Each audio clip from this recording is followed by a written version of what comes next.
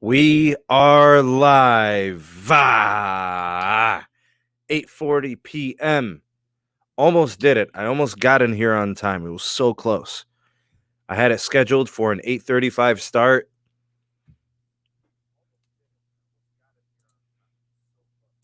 And then I got stalled out, man. I needed like an extra minute or two. But I am here, and we're sort of on schedule, and we're almost on time. So what we're doing with tonight's podcast, as you guys are coming in, for those of you here already, okay, go ahead and hit that like button. Share this to your social media of choice. So if you got Twitter, if you got Instagram, if you have Facebook, YouTube, whatever the case may be, please do share. Share it to your friends. Share it to your family. Let's introduce them to the SMT. So do that. Please like and share. And maybe you are the random that got this in your recommend. Please do join the community. Hit that subscribe button and the notification bell so you never miss an upload from the SMT. Already we have 40 in the live. It is a pleasure to have you. March 31st, the final day of March. Tomorrow is April 1st. April Fools. But no joke, we got the new T-Mobile. They're ready to go. And that's going to be the topic of today's discussion. We're going to talk specifically about the compatibility of devices on the network, some of the things to look out for. Some of you may have some legacy tech. Some of you may have some older devices, or maybe your device isn't that old, but you're just curious as to whether or not it'll function properly on the new network, the combined and integrated network. How future-proof is your phone? We're looking at that topic today. I should have some guests joining me shortly. We'll see when they make it on, hopefully no later than 9 o'clock. We'd love to answer your questions and kind of get the discourse going in terms of compatibilities and whatnot, maybe some network questions that you may have. We're treating this as a Q&A, though. You know, we're gonna do our best to hash through all these things that the new T-Mobile kind of brings to the table. It's not too difficult to kind of foresee how they'll integrate the networks. We know that the 2.5 spectrum is going to be 5G. We know that the band 25 will be integrated into band 2 and be an LTE band, at least initially. Of course, DSS is an option down the road for 5G. No matter what Neville wants to tell people about it, backtrack and all that good stuff. But whatever the case may be, link is in the DM, guys. Anybody who's coming on, link is in the DM on Twitter. So for the group that wants to join. I don't know, unless I didn't do it. As you guys are coming in, please do hit the like button. Please share this as well. That would help tremendously.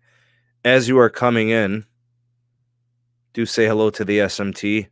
I'll go ahead and do, roll call and all that good stuff. So there we go. Link in the DM again. So there you go.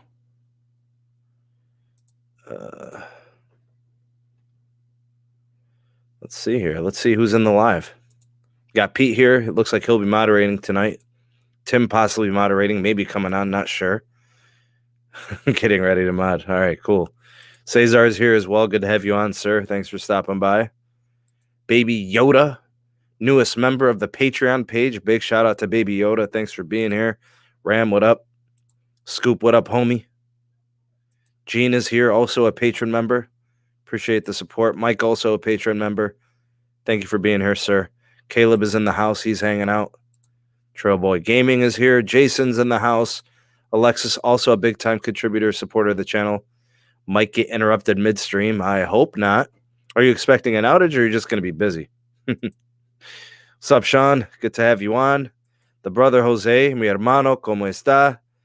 We got Cox's throttling speed. I'm not on Cox right now, actually. Timmy! What's up, Sneed? What's going on, bruh? Oh, not much. Just stuck getting caught up on work. Okay. Well, you got a minute if you want. I can mute you and kind of wait for you to wrap up if you want. I'm good. Okay. All right. Awesome. Bucky Stewart's here. What up? I'm just taking roll call a little bit here. We got Luis. Good vibes. Yes, sir. Gene. Okay. Who else is here? Matt Dub. What's up, man? T-Mobile has an outage over here. I'm pretty sure Jose's in southern Florida.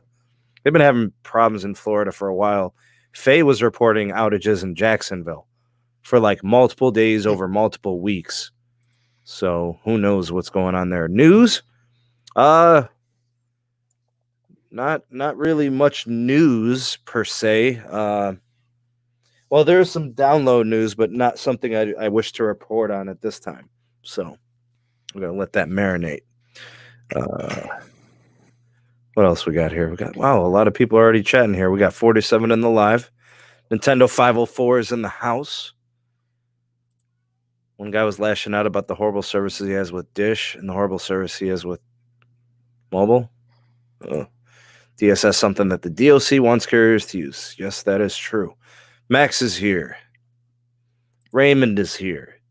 Scotty is here. Martine is here. The backyard stream? What does that mean? Is that something I don't know about? Is T-Mobile doing an investor merger event tomorrow? I would assume so. There'll be something going on. I mean, you're gonna have executives all up in there. You know, I don't know if they'll be doing it from different sites and then coordinating. I mean, think about it, right? All this Zoom stuff going on, Tim. Right? We would expect some kind of coordinated thing by satellite. Anything that's going to be done will be done off peak time, so you're looking after 2 a.m. In terms of the announcements, would be. Oh no, I'm sorry. I thought you were talking about network outages and stuff like that. I'm thinking in terms of any announcements that are going to go down tomorrow because of the. If there is anything like that, it'd be 11 a.m. or 12 Pacific time. So it'd be late afternoon for people on the east. Mm-hmm. So 2, 3, 4 o'clock, something. I'd say about 2 o'clock. Okay, so we'll see. I'll be doing something right after if something does go down, which I'm personally expecting. I mean, do we expect something on carrier as well? I don't know. They like to keep things on the down low, from what I understand. Very, very much. I haven't heard anything. And Tim's not the type of guy to withhold much. You know, he's pretty honest. He's a straight shooter, so I take him at his word. Alexis busy. Okay, Jess, hey, what's going on?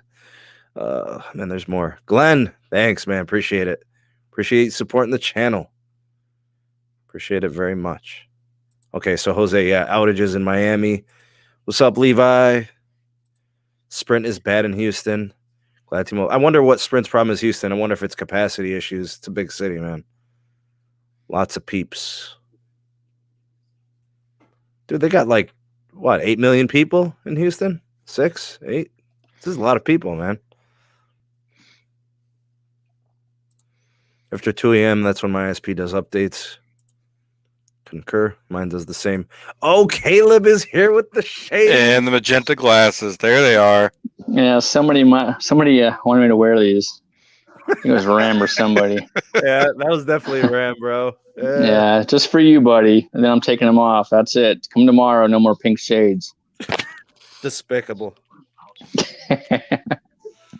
Actually, they're pretty slick. The Aviators is where it's at, bro. They are. Oh yeah. Mm-hmm. What's up, Todd? Good to have you on. Alexis has 6 Sprint devices, 3 iPhones, 2 iPads, 1 Samsung S9, and the HTC 5G Hub. That is a Sprint customer through and through. Now a T-Mobile customer. Well done. Cesar and Kendall, what is that? Love the shades. There it is. It was Ram. Yes, indeed, sir. All right.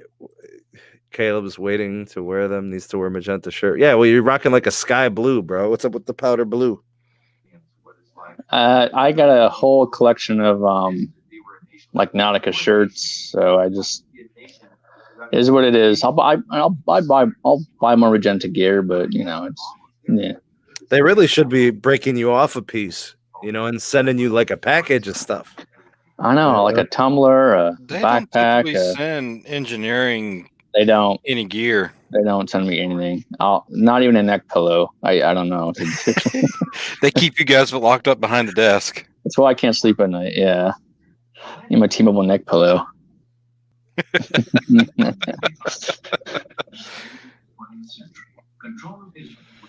I don't know who else might be popping on tonight. We'll have to see.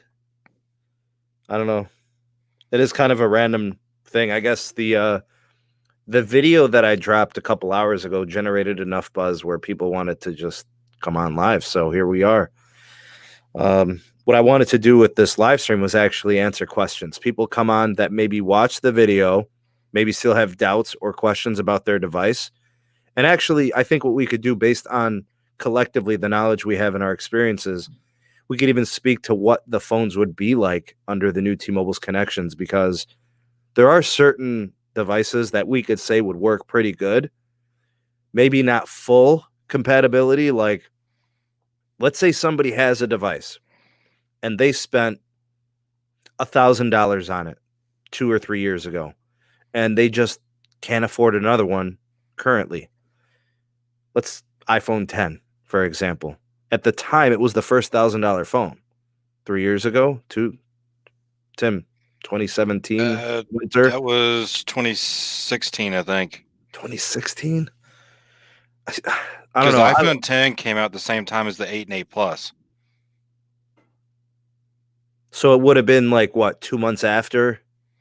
So the 8 and 8 Plus, if I remember right, came out in October. The others, I think, were in September. It was around the same time frame. What's up, Carlos? So if...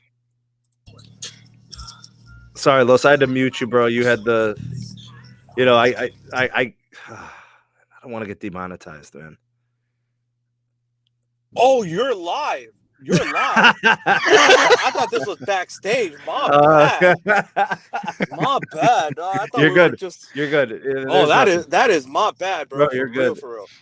So, Los, we were just talking about like how devices are going to be somewhat compatible on the new T-Mobile network. Maybe not full compatibility. So what would those experiences be like? And I gave the example of the iPhone 10 because there are some people who would still have it and feel like, oh, my phone's still good. I don't necessarily want to feel compelled to upgrade. I spent $1,000. If my phone is still good enough, what would my experience be like on the new T-Mobile? It was. I was wrong. iPhone X was November 3rd, 2017. Bro, the phone will be good. Okay, but there are some things that it's missing, right? iPhone X has no Band 71 support. That's it. So if you're missing Band 71, you're going to be missing on the last 2 years of upgrades on the network, and then the next 2 years of upgrades on the network. You're not going to get any 600 megahertz access. So in that case, if somebody was like, oh, I want to keep what I have in the iPhone 10 and I don't necessarily want to upgrade because I don't have the money right now, they'll have access to pretty much everything else. Like Caleb, Band 41, Band 25. Specifically, I actually want to talk about Band 25 today, which is why, like, Caleb, yeah, they will. It's huge in terms of what they'll do there. Yeah. What I wanted to ask you is, and actually, I wrote it down. It was a question. Oh, Band 2 and Band 25 operate the same frequency wave, right? It's within the 1900. So your downlink and your uplink frequencies between Sprint and T-Mobile are going to be different. Now, the whole radio heads will do both, right? Because your radio head is going to encompass the whole range of that 1900, right? So basically, when you're dealing with those frequency ranges, you just all you're doing is just merging those two frequency ranges and your bandwidth, your uplink and your downlink bandwidth, and all you're doing is you're just changing your center frequency. And that's how it's done. It's pretty much math. I can show you how that works on it, offline or something, but that's all you're doing. It's extremely simple to do. But all you're doing is just, you're converging on frequencies and available bandwidth based off one 1900 radio head. I didn't expect it to be too much of a challenge, honestly. I didn't expect it to be an issue. I just knew when I was looking at the frequency, I instantly thought, oh, 1900. I mean, it should just be a band 2 operation and call it a day. Right. Yeah. Well, yeah, that's pretty much what it is. It's going to be band 2. Now, eventually in the future, it's going to be a massive IMO along with the band 4 2100, but it's going to be very, very simple, very seamless to integrate the 2 frequency bands because it's all PCS. It's all, it's all going to be on band 2. So it's extremely easy for. That's kind of what it was designed for. You know what I'm saying? It was designed exactly for right. Yeah. I want to give a big shout out to the patrons out there that are here in the live chat. Big shout out to you guys. Thank you for being a part of the community and supporting me and supporting the channel. If you guys are interested in becoming a patron in the community, there's a link in the description box. There's also links to the second channel and the Twitter handle at SneedTech and Megadon.net. The invite code is there. Never need another social media platform ever again. The social media platform of the future. No algorithms, no ads, no tracking. Megadon.net. Now that we've paid our bills, let's talk a little bit about devices and compatibility. So anybody who is in the live, or if you are watching this later on replay, if you have questions on your device, that's what we're here to do. We have a community of people that are very knowledgeable who have used the devices on the networks, know pretty much everything there is to know about the network itself, plus the devices. Go ahead and ask your questions either about the different bands of LT and 5G NR or about the devices themselves in terms of the modems and what compatibility they have. So if that is you, if you are unsure about your device, please do ask. The one thing I will say is there's only one true 100% way to confirm which bands that you have on your device, and that is by going to the FCC listing and finding the specifications of the modem and what band compatibilities it has. They are obligated by law to put those in through the FCC it's just part of the regulations. And the other thing is, it's also on the box in terms of the device when you purchased it. So you could find it there. If the phone or the smartphone or whatever, your hotspot, if it has full compatibility, but a firmware version is preventing you from access it, it's probably going to be receiving an update from the new T-Mobile. So let's say you have band 71 as a compatible band on your device, but you don't pick it up because you're running a Sprint SIM card. That's all going to change as soon as network integration takes place. So you are going to see an update at some point if your hardware has all of those bands. So if it's band 71, if it's band 41, if you're a T-Mobile customer, it's all going to come to you. You don't actively have to do anything except possibly maybe check for an update. It should be automatic. It should be provisioned through the SIM. I don't know. It should be over the air. There shouldn't be anything manually. The only thing I was thinking is possibly if somebody has a legacy device, maybe they're not going to send them those updates. I don't know. We're going to have to wait and see what happens. I don't know if you could speak to that, Caleb. Or Tim. Not any CDMA devices, like strictly 3G CDMA devices that are not LTE. You're going to definitely want to upgrade those because those will not be supported very long on the new T-Mobile. That I can guarantee.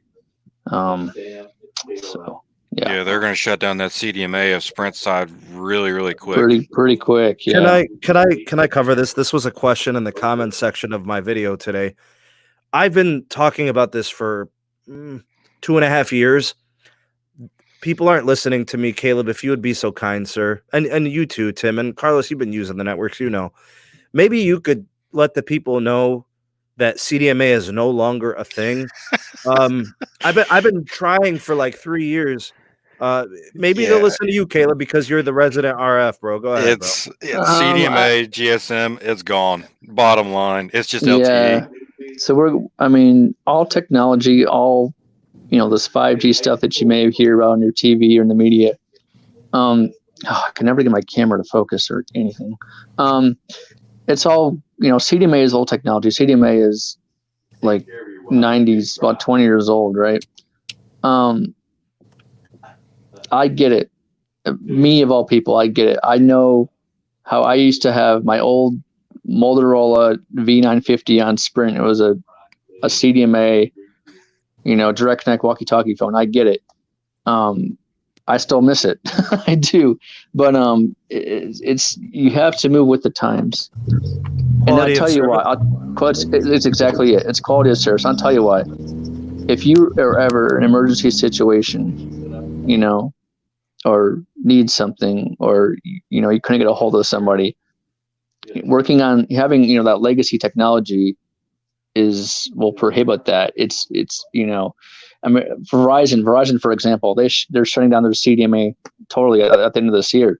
When I used to work at Verizon, we're only, we went from like, 10 megahertz channels down to 5, all on one carrier.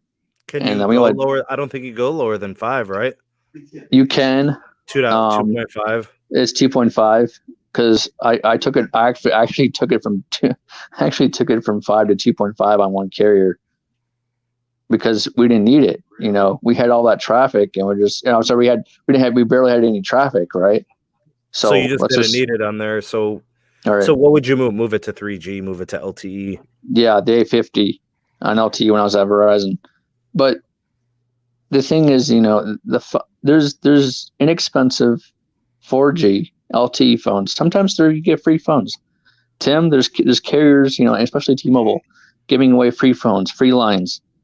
Free phone with a line, that are able to get those, customers and legacy devices switched over to LTE device. And that's the thing I want to stress out. Yeah, we're doing a promo now on mid-range phones. You do have to add a line, but you could get like a Revely, a Moto E6, or LG K40. Now think about what you're getting with those devices, Tim. You're getting all the LTE bands. You're just not getting the 4 or 5 carrier aggregation, right? You're limited to 2 carrier aggregation on all of those. So it's Cat 10, Cat 11, 12. I think they're Cat 10s. Cat 10 to Cat 10 to Cat 12, yeah. But you still have availability for all the bands at least. I mean, those low-end mid-range phones, they're good for just occasional web browsing, phone calls, and text. Anything much more beyond that, you need to go up. I want to wish John a happy birthday. Big shout out to John, moderator, supporter of the channel. Happy birthday to you, my friend. He also probably has the best hair in the community, I would say, a smashing head of hair. So kudos to you, sir. Big props to you. Happy birthday. And a big shout out to the brother Cesar. Saludos, my friend. Thank you for the super chat. Definitely not required or needed, but thank you for the considerations, man. Appreciate you. Tim, what do you say when customers come in and ask about that? Maybe customers that are on Boost or customers that are on Sprint, and they come into you and they say, hey, I got this legacy device. It's mostly connected to 3G and CDMA. And what do you even, where do you start? Do you just tell them, hey, you're going to have to upgrade, or like? So usually that's the direction we always end up going. However, usually it starts off with the most basic conversation. How do you use your phone every single day? And based on what they tell me is based on what I recommend for them as a phone. Is it based on, just calls and text? I can hook you up with a $150 phone that would be perfect. If you're doing YouTube, heavy upload, and you need all the bells and whistles, Galaxy or a Note. If you're doing just, heavy social media, things like that, probably an iPhone is going to be best for you. Yeah. Yeah. And if anybody comes in asking, and they're one of the more network inclined, and they start talking about download and upload speeds, then, you're messing with somebody who's more on the, hey, man, what's those people? Those people, I usually give them either like a Pixel 4 or something like that, because they just have the best connectivity. Yeah, it's good stuff. Carlos, you've been quiet, man. It's your turn, buddy. When you got people talking to you about CDMA, man, what do you tell them? Oh, man. You really got to bring that up again. Yeah, you've been on the live streams with me when people start talking about UMTS and all this other madness. I'm like, bro, where these guys are coming out of left field, bro? I'm like, for 2.5 years, 3 years, how long has my channel been up, man? I've been giving updates on what the carriers do with each of their networks every single carrier has been de-emphasizing and refarming. You know, they've been pushing people out of their devices. A year ago, Verizon stopped activating 3G only devices. Yeah, you had that, you were screwed, basically. You know, no, well, if you had it, they allowed it to stay on. Just You at the weren't end of the gonna- year. Yeah, you weren't going to be able to activate anything new. And now, this year, literally on January, people's phones started getting cut off if they're pushing 3G devices. And then people are like, They hey, have my 30 phone days. stopped working. Hey, you got to buy a phone. And the carriers are encouraging you, and they're giving you a promo or a deal. Yeah, on those legacy devices, yeah, they're giving promos out on it. They probably don't to even- get you to trade up. They probably don't even care if you trade it in. They're probably just like, just buy anything. We'll give you a deal. Like, here's this mid-range Galaxy. We'll give it to you for free on installments, and you can have it. You know, just get on this A series or whatever. Yeah, you could do like a Samsung Yup. Galaxy 10e for free with an add-a-line, or if you don't want to add a line, you can do a Samsung 820, which is a better phone, for $8 a month. Oh, wow. Nothing. So, I mean, bad. people spend $8 on a single sandwich. You know, when they go to lunch. You know, you go to Chipotle, that's a burrito, isn't it? Bro, $8 bucks? Chipotle. Just about. That's Carlos's double chicken, bro. That's all that is, bro. Bro, And- that's And right now, but if you want a flagship phone, you can't go wrong with the new LG that just came out, man. It's a buy one, get one, no add-a-line required. Mhm. Oh, So- the V60. Yeah, Okay. Wait, you guys are doing an add-a-line? no add-a-line. It's just a straight buy one, get one. Buy one at $8.99 with the bundle. And you get a second phone free. You don't need to add a line, so you could have just an No. existing line, and that would be the Exactly. upgrade. Wait, so there's no difference because that device is $8.99 on that second one. Basically, I mean, it's strange the way I was reading the promotion, but yeah, it's just a straight buy one, get one, no add-on required, no nothing. LG's been running those type promotions for a while, trying to get people to buy their phones. I'm just surprised that there's So no add-a-line CDMA is involved. through. It surprised me too, honestly. I think because AT&T is not doing an add a line. Well, it's only LG. If you were to do a Samsung, it's a buy one, get one without a line. Yeah, Oh, Well, okay. LG's probably in on it, right? They're going to be kind of giving them the deal, telling T-Mobile to push these, which is really hard to do because people don't ask and don't really inquire about LGs. What I was going to say about some of the network things from the integration, I just noticed that T-Mobile has Band 5. Never really thought about it. Myrtle How- Beach. How I was going to say, how many markets? Myrtle Beach, I think, is the only market that has Band 5. It's very limited. Why? I don't get why they would have Band 5 in just one So market. random. When did that happen? I think that was a Metro PCS thing, wasn't it? Huh? That was way back when they bought Metro.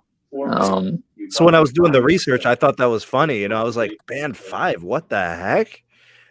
Because that's, to me, when I think of Band 5, I think 850 megahertz. That's Verizon and AT&T. You know, because I thought about AT&T refarming to 5G, and I thought about Verizon refarming the 3G over to LTE last year. You know, so that was kind of random. I also was looking at the millimeter wave holdings. T-Mobile's got a couple. They've got 260 and 261. Those bands, they're 39 and 28 gigahertz. I was looking at their 66 holdings and how they've got their Band 4 superset set up. And when I was looking at Sprint is actually giving Dish their worst spectrum holdings. They're giving them a very small amount of a low band spectrum that was so bad it didn't even help their own network when they deployed it. Oh yeah, dude, you have no idea. We're just getting rid of it because it's not much use. Was It's it a bad band. 5 in most cases? Yeah, it was a bad. We can do 5x5 or 10x10, but it was a bad band to begin with on the 800 SMR band. That band was only good for when Nextel on the Nextel days. Because they were using it for push to talk. Walkie-talkie, exactly. Yeah. Therald says AT&T has had band Find My Market for 3 years active. All right, so that means LTE and then 5G, or was it 3G straight to 5G? I couldn't tell you, man. I haven't followed AT&T closely enough. Just some markets, some markets it went that way. It went from 3G to over to straight 5G NR, but some markets is still LTE. It all depends. Depends where you're at. What I'll say about AT&T, their spectrum holdings are some of the most disjointed holdings I've ever seen, bro. Like, they have markets where it's insane how much they have, and like it's a portfolio. You know, it's like going to a bakery and they got 15 types of donuts. And then there's some markets where it's like they have like tons of 3 bands and they don't have much of the other stuff. Like they don't have 29 or 30, right? But they got a ton of 12 and 66. Like, it's really weird. So I believe the term is contiguous. Are you going to put it? They like to use that or whatever. Like, they don't have a well-oriented. I would no. Contiguous is when it's all lumped together and functioning. Decontinuous is when it's all spread out and haphazard. Decontinuous. It's really weird, bro. I'm looking at that. I'm like, damn. It's almost like if you're a AT&T customer, you may have the best type of network in certain markets. Like, it's a slam dunk. Like, if you live in a certain city, AT&T is the one to have. You know, I feel like Verizon's very predictable. They've got 2, 4, 13, 66. It's like straightforward. You kind of know what you're getting. Across the U.S. on all these freeways and expressways, it's a bunch of band 13, you know, a bunch of 700 megahertz. Yeah, band 5 too. You know, Sprint's pretty predictable. You got your cities with more of the band 41, and then you've got your, 25, and what always sucked about the Sprint network was the fact that their low band was so skimpy. If it was a market that had a fair number of customers, but they had to space out their towers, it ran like crap. People were slowing down the network. So that's where those people were saying Sprint network sucks here. We've got towers that are slow. You know what I'm saying? That's why we prioritize the band 25 on 1900 because of that fact. And that's going to be more prevalent because we're giving the 800 away eventually. So I will say that the T-Mobile and Sprint networks are a match made in heaven. For what the company now holds together collectively. It makes total sense. Trying to see if there's anything left that I didn't cover. In terms of devices, pretty much if you have a flagship from 2018 and newer, you're covered. You have all your bands. If you have a 2018 flagship, you're missing out on some carrier aggregation capacity that you're not going to get. For those that are not hip to carrier aggregation, it's basically simultaneous LTE connections. So if you're connected to 4 carriers of LTE, you're hauling ass on the network. You're probably getting some mid-band and you're getting some low-band collectively. You might see somewhere between 50 and 100 megabits per second. If you've got a newer 2020 device like an S20 and you're connected to like 7 carriers, you're cooking. So you might be getting 200 and 300 megabits per second. People have shown me screenshots of them connecting 3 or 4 bands of band 41, and they're getting 300 plus megabits. Yeah, we do 3x carrier on the band 41 alone. Yeah. So if you throw in some band 25, right? I'm thinking to myself, I've never seen that here. I've never seen it in the CLE. I mean, I get a lot of 100 megabit per second speed tests, but I'm assuming that's 1 or 2 band 41s maybe, or a 25. No, that's 2. So with the band 41, you either have 2x or 3x carrier. That all depends on the your antennas and your radio. So I might be connected to 241s. Most likely. You can check on that on your Signal Check Pro, but yeah. Yeah, it's fast. I like it. It's the calling's a little weird. I don't know if that's maybe just the iPhone, the modems. I don't know. It's the iPhone. Okay. I'll tell you why. No, I'm serious. I'll tell you why, because the voice over LTE thing, isn't it? It's not just but it's not just that. Even on 1X on iPhone, sorry, Carlos, but Yeah.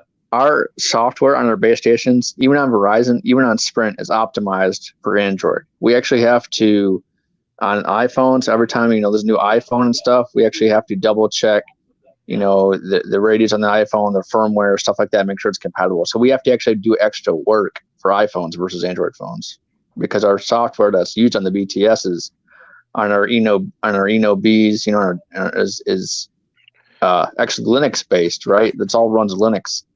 That's all Ericsson and Nokia stuff like that. So, and as Linux is Android. Well, isn't it true that the AT&T network's still the most optimized for iPhones? They've had the iPhone the longest, right? That's exactly. Yeah, it is. It is because they had the iPhone the longest. They know exactly what parameters to put in, how it works with that particular phone or UE as in user equipment. Well, think about it. What do they give you to test, Caleb? What have they always given you when you're testing network? It's always Androids. It's always Galaxies, like S9 or S10 or whatever. They never. Yeah, if I want an iPhone, sure, but no contractor. I mean, there's been very seldom times where I say, oh my gosh, I need to go fix this iPhone issue at these couple 50 or 100 sites. It's always been Android. Yeah, my RF guys here, they have Note 10 Plus 5Gs. As their test phones. That covers everything, right? Yeah, exactly. Mm-hmm. Yeah. I was going to say, John, I know Kellen and Tim from Droid Life, and I offered my services to join their podcast to talk a little bit about connections and cellular and stuff, and they pretended like I didn't exist. So they can eat a bag, and you can fill in the blank if you'd like. What about Tyrone from Tech Life? Did you buy him? I'm just wondering, that's all. That's all right. I had to give it to you, Sneed. You're literally the worst, bro. Carlos, don't even start. Oh, he's muted. Carlos is muted. Carlos is disconnected. Check your cable, bruh. Hello? All right, wait, what? Is it me or you guys? I can't hear him either. Okay, all right. So, Tim, you're there. Caleb, you're there? I'm here, but I can't hear Carlos. Okay, Carlos, pop out and pop back in. That's what happens when you have an iPhone. Sorry. Somebody had a good comment that I wanted to highlight. Here it is. Okay, just a thought on the 2018. The LG G7 ThinQ is a strange puppy. It only has band 71 on some models. Firmware update. That's what that would sounds like to me, because the hardware is all the same. Carrier models would have certain firmware that would disable certain bands just because of carrier preferences and controls. I want to touch on that just for 1 second. So the thing going on with the carriers is they're making it harder and harder to say if you buy an unlocked model to actually get those extra bands on your phone. They're making it just harder and harder. Especially with the Android 11 that's going to be coming out to Android phones. So the best bet, is to always buy an unlocked phone. If you buy like a carrier, if you buy a carrier variant and then you unlock it, you're not always guaranteed those bands. And that's what I want to communicate. Like, especially in this 5G world, always buy an unlocked phone. And the reason why that is because it's not SIM locked, it's not network locked, it's not bootloader locked. Has no bloatware. You're able to modify the radio settings and bands and the bootloaders. And that's why I got to do it. It's just the only way to go.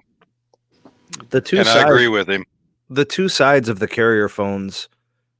The one side is you're going to save money. You can get a hell of a deal from a carrier. They will subsidize a buy one, get one. They will get you on a trade-in. They'll get you a MasterCard, gift card. They'll do something to entice you to upgrade through them, and then they can lock you in on the installments. The negative to that is what Caleb's describing, these issues with band connectivity and available LTE connections and 5G connections. And I would say for those that are technically savvy, maybe you could bypass that because you can get in through the bootloader and you can unlock it possibly and, pay off the phone and try to change the firmware, but then you void your warranty. And then there's a lot of things that goes on there. So while you may not get the deal in terms of the price of the phone, we always recommend unlocked if your greatest concern is cellular. Every carrier has manufacturer has their own financing program. Apple does, Samsung does, LG They do, does, Carlos, but Moto they sweeten the does. pot at the carriers. You know that. Well, yeah, but you could still get a pretty decent deal Sure. for an unlocked variant, and it's financed through the variant, and you're not locked to a network you don't want if you want to switch and not have to worry about, oh, dang, I got to find another carrier that's going to pay my termination fees and this and that and be all stressed out about that. It's not worth it. To save that extra $300, not worth it. Yep. The other thing is, too, you can get your insurance straight through the OEM. Exactly. I was just about to say that. Yeah, I was just about to say that, which is good. Guess what they give you? OEM replacements, brand new. They don't give you refurb ones like a Shuri on an insurance. Yep. Yeah, because they are the manufacturer, right? Mm-hmm. Yep. Yeah, there's a lot of good that comes from dealing with OEMs. I really like that idea better. But the carriers, they're going to do their best. They're going to say, here's a buy one, get one, you know? Okay. Caleb, were you saying something? Did he freeze? Oh, I don't know. I thought I saw his lips moving, but I didn't hear anything. I'm sorry. Who are you talking to? Oh, Caleb, I thought you were trying to say something, but you were muted. Oh, no, I was muted. I was Okay. I'm good. Sorry. No problem. Okay. All right. Well, that's kind of where it's at in terms of the unlocked phones. So I'm definitely in agreement with you, Caleb. And here's Tim, who works at a carrier store, works with a carrier specifically, has for I think a couple of years, right? 2-3 years. 3 years now. Yeah, and he's a fan of unlocked stuff too, but he's more than willing to sell phones to people. But my own device is a Google Pixel 4 XL unlocked. Bought it straight out from Google. Here's what I don't get, and maybe Tim, Carlos, you can chime in on this. It's you have an unlocked phone, right? The same crap that's in like a carrier branded phone, pretty much. Okay. But the carriers want you to stick with them. Via low priced options to upgrade to the phone, right? And why is it that the carriers they should just have unlocked models for everything? It would be so much more better and just base the carrier off like the network performance instead of getting the customer on a phone to where you're like, it's like your phone's got like a handcuffs on it, and to me that just doesn't make sense. Mm-hmm. Well, I think the bigger issue is when somebody has an unlocked device and they go to AT&T and they can't get voice over LTE. Right, and that's an AT&T issue. Yeah, they can't get Wi-Fi calling. So all that stuff gets bundled as a set of features in one provisioning whenever they do a SIM and an IMEI identification. Yeah. So that's why I left AT&T 4 years ago. And I mean, I've always had Verizon, and that's one of the reasons. As long as the phone would whitelist with Verizon, I had it all. I had the voice over LTE, I had the advanced LTE, I had the Wi-Fi calling, the HD calling. It was all in there. Mm-hmm. T-Mobile's the same way. If the phone gets whitelisted, they're giving it all to you. Hey, you know what I noticed about AT&T though? It's only LG devices are doing that on, because I've tried other devices and it works just fine. Oh. Because on my S20 Ultra, it doesn't do that. On my My Moto didn't work. I mean, my point is that should go to the carrier, in my opinion, for the network, not necessarily. I mean, if every carrier sold unlocked phones in this world, you wouldn't go necessarily for a phone. You would go to who's got the best network performance. You know what I'm saying? Mm-hmm. That's the way it should be. Because at the end of the day, that's what we're all looking for. One thing I will say, just because I've heard this for going into the future, especially 5G, moving forward, I've heard rumors that carriers will stop unlocking phones if you bought the phone through them. I've heard that too. I heard that last week, actually. That wouldn't surprise So if me. you switch carriers, it is a whole new device. You can only sell it to one type of customer. Mm-hmm. And they can only sell it to one type of customer. It's almost like if you buy this, you're stuck with it in a way. So if you buy a phone through a carrier and you want to switch to Verizon, you got to rebuy all new devices. They will not unlock it. Yeah, I've heard that same thing going on. That's Alexis confirm that.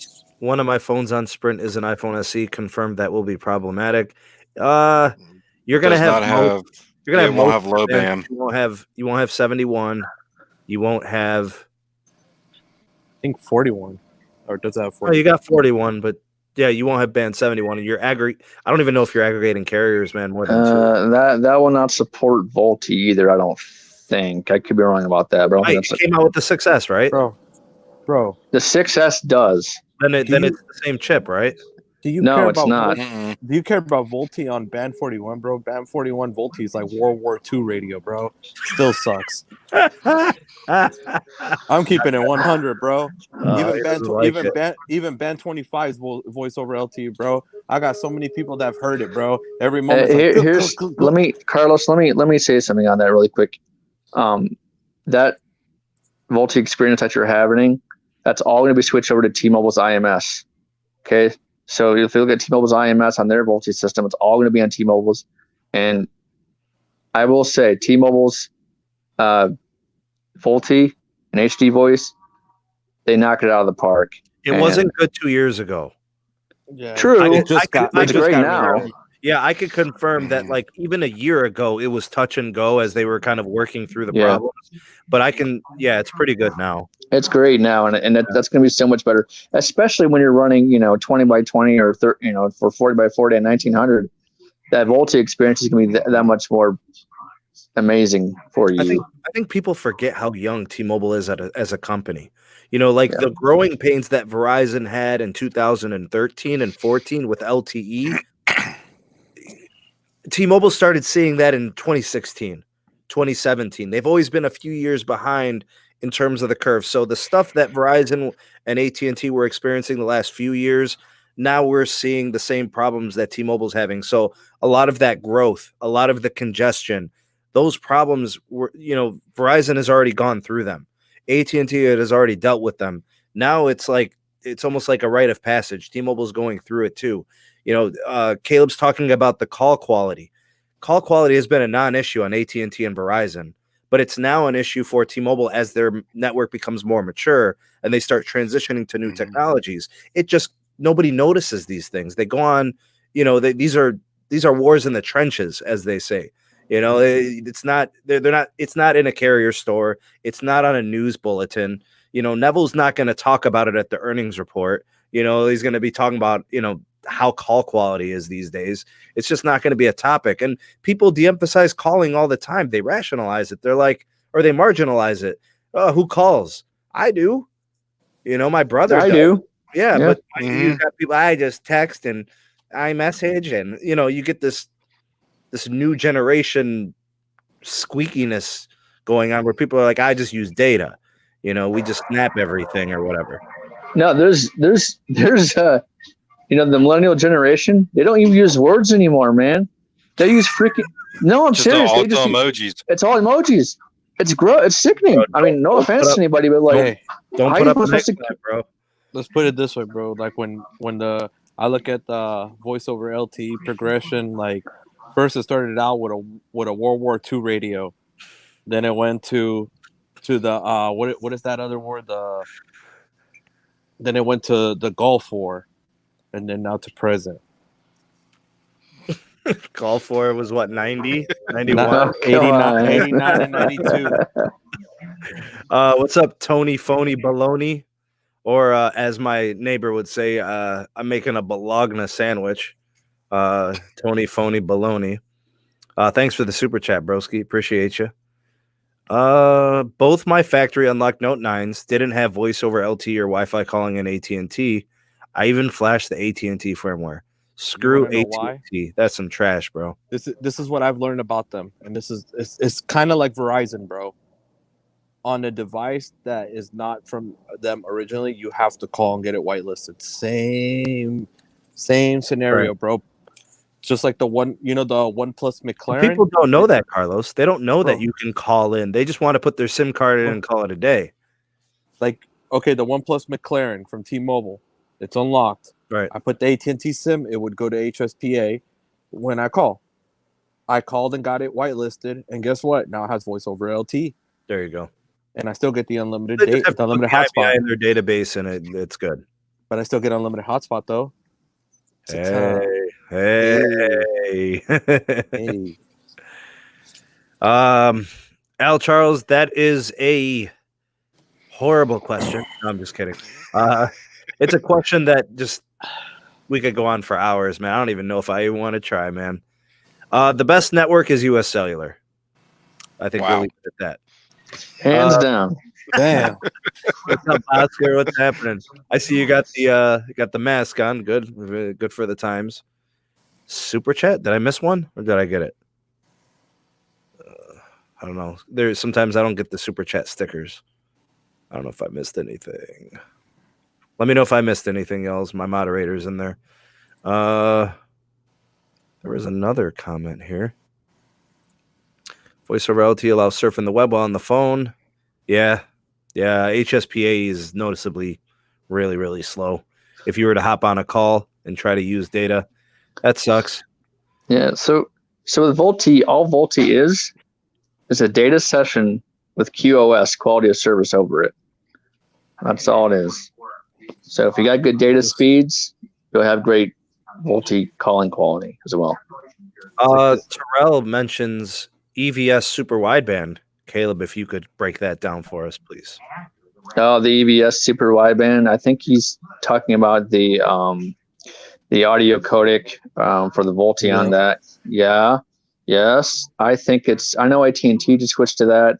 T-Mobile uses that. Everybody's using that.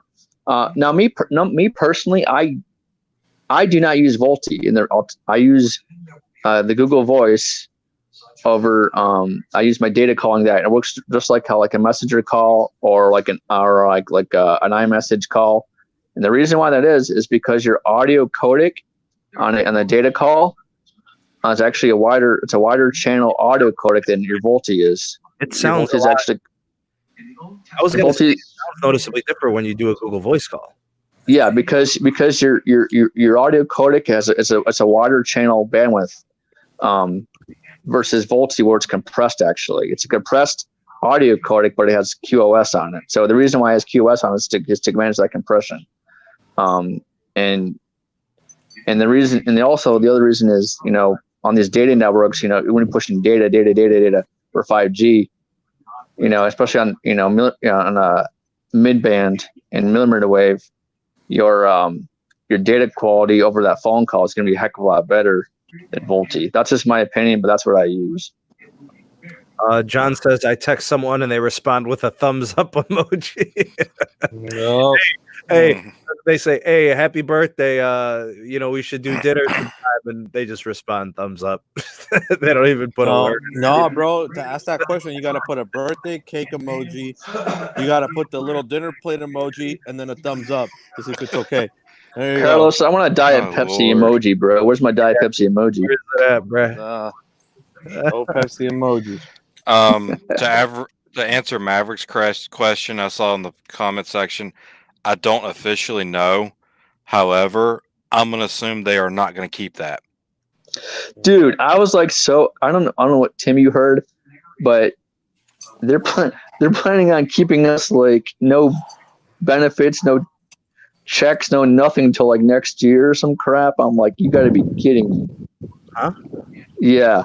I'm like, what?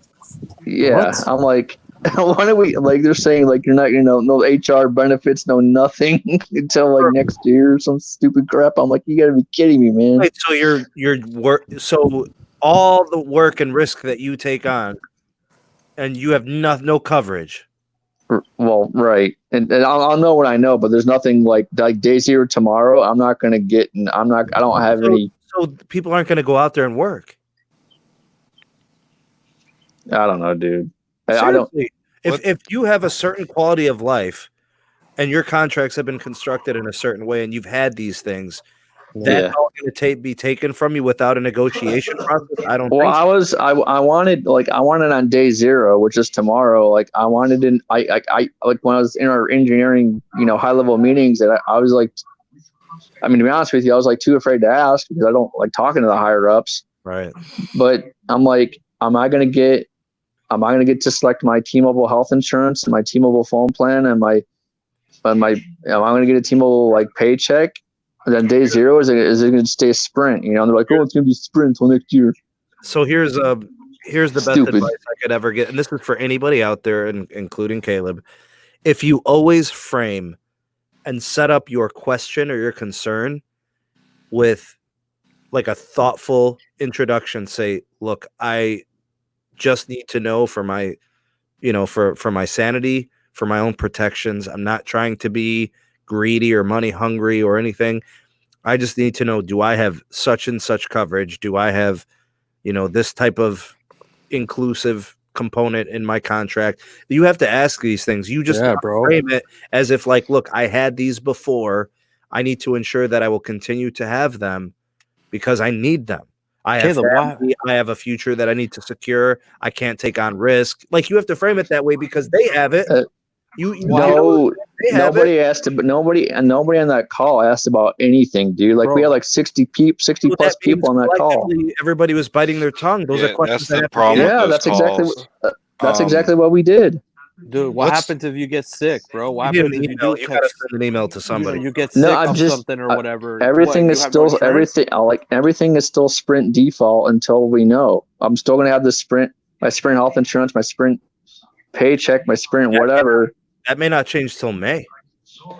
Yeah, and I'm like, I wanted to be on day zero, dude. I'm like, what the heck? Like, because can we backtrack, Caleb? Can we backtrack a little bit? Sure, yeah. Wouldn't you have known more about this in March? Yes. If people really wanted to be on top of the ball? Yeah, and here's the reason why. Because Tim, as you know, dude, you pick your health, you pick your bennies, your benefits, your health selection every single year. Yeah, right? HR sends all that stuff. Yeah, and we're not picking that on day zero. That's my point. That's why everybody's so pissed. I'm going to tell you why this is happening. This is happening because John is leaving as CEO. That is the first thing that is occurring at the very top. A guy is going from a CEO for 8 years to a very cushioned seat on the board. If he's changing, the company is now different. If Mike Sievert is a different type of CEO, regardless if it's better or worse, it doesn't matter. There's just turnover. People are moving. Everybody from the T-Mobile executive side went up. Everybody went up, gained a position. They became presidents. They became CEOs or, shareholders, whatever. Yeah, they became executives that were one notch higher. Sprint executives were eliminated. I think they retained 2 or 3 to similar positions on the new T-Mobile. That means with the changing of the identity of the company, they have no identity from that side. Like you being taken care of, that was a John thing. John's always been slated as taking care of his own. I get the feeling that Mike may be the same, but there's uncertainty and there was no planning up to this point. That's why I'm saying you may not know about these things from May. The only thing I know is that they're giving them like more territory, which is what it is.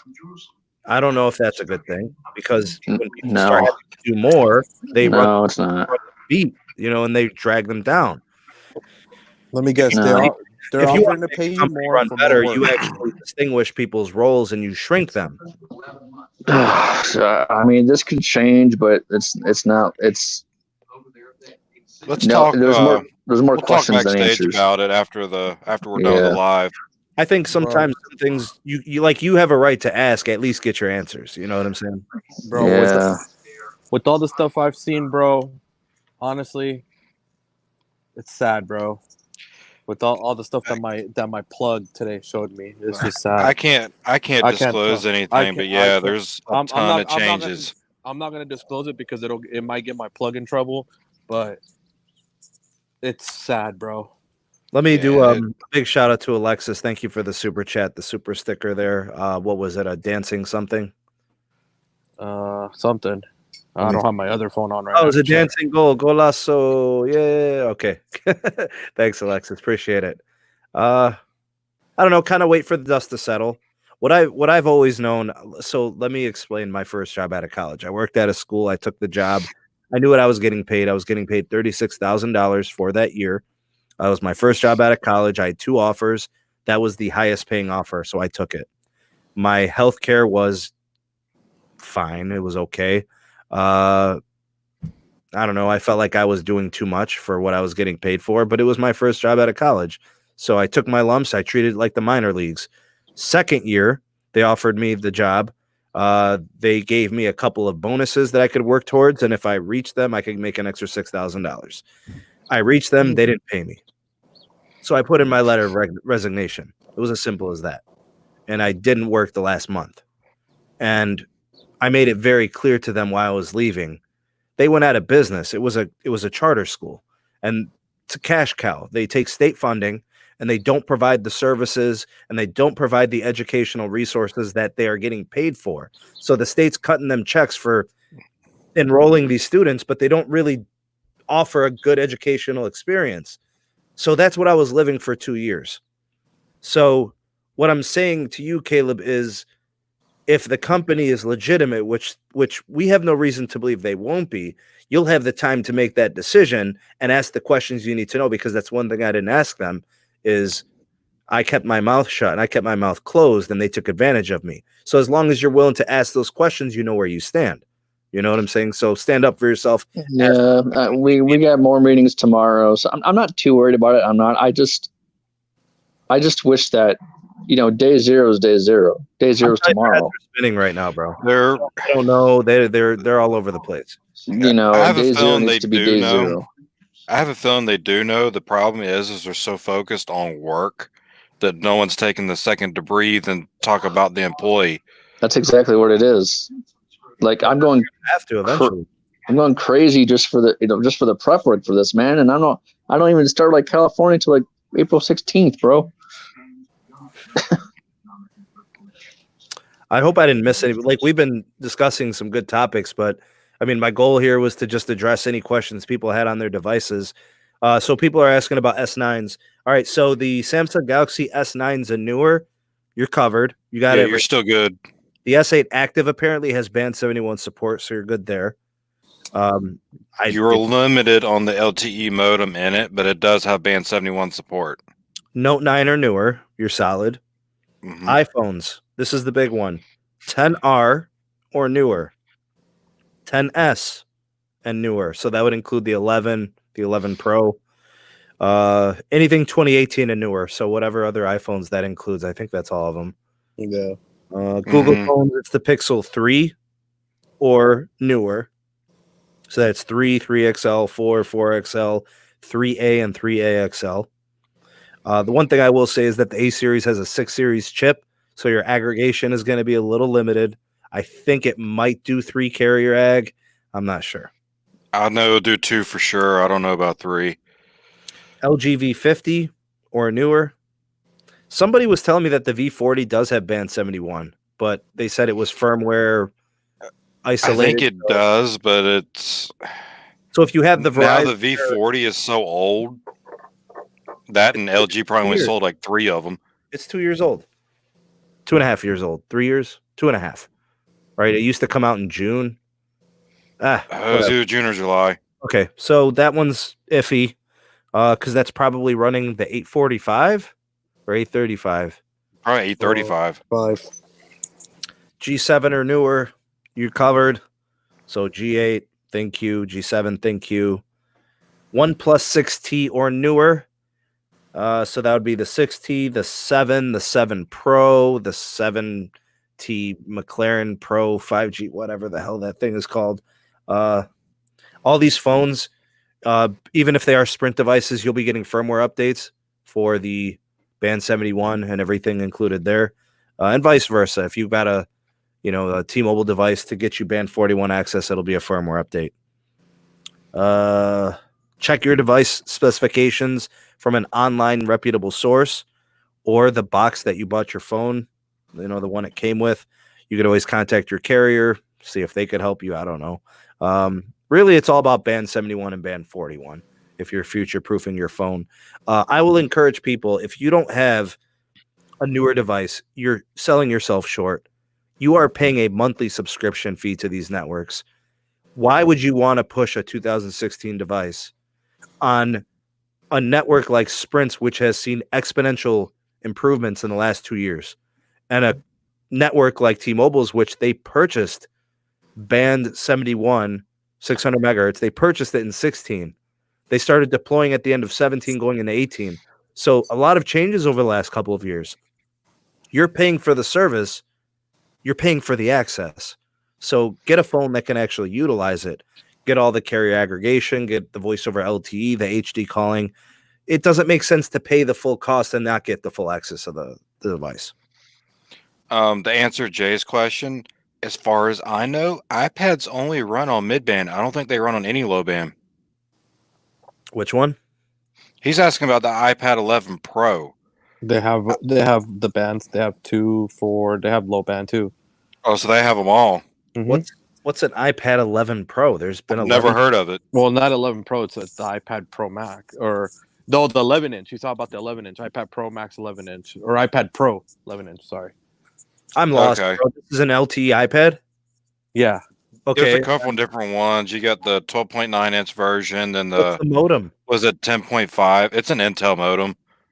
It's Like, the same what generation are we talking? It's last year and the year before. So, So it's an it has it. 813. Yeah, it's an 813. It has it. Okay, so let's compare it to the iPhone 10s. Yeah, it has it. Yeah, it's a similar chip. If it's the iPhone 10s, you should have those bands. I don't know about the aggregation of carriers, though. Maybe 2 carrier aggregation. I don't know how fast you need your iPad to be. If it's a Pro, I I've don't know. gotten the same speed on my iPad as I got on my Verizon phone. If I do a speed test, it's the same. It doesn't change any bit just because it's the iPad. Hotspot questions I won't be able to answer because, from what I understand, some of those jetpacks, was it MiFi, whatever they're called? Yeah, the Like MiFi. you got to look at the specifications because there's just Mhm. there's like cool pad surf. So there's all these different modems that they have. This- You just got to check your boxes, man. That and be very careful on Amazon when it says that it works on T-Mobile. That don't guarantee anything. You might not have band 71. It might be 2 years removed from a band 71 modem. You know, especially when people buy like legacy tech used. The Sprint one, I know the MiFis, they're only compatible for 25, 26, 45. So it does not have any other band that's compatible too. Jamil, That's for sure. moderator and supporter. When will I be able to roam on the new T-Mobile? Well, hopefully it's not going to be called roaming anymore. It won't be. Very, very soon. Based on goals, you know, they're trying to get things going pretty much immediately. They're fighting an uphill battle though, guys. The timing couldn't be any worse. So, like last night's outage, they've already started merging the Sprint and T-Mobile cores together. That's what caused the outage last night. That's stage 1.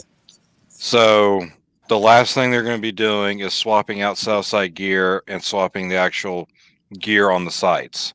But that's the towers themselves will be physically integrated before they do gear swap outs.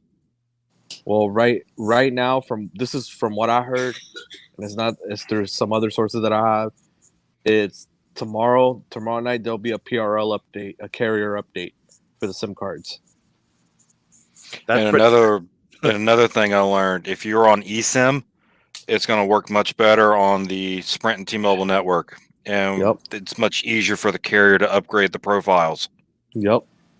So tomorrow, That is true. If you guys see it pop up on your iPhones, update it.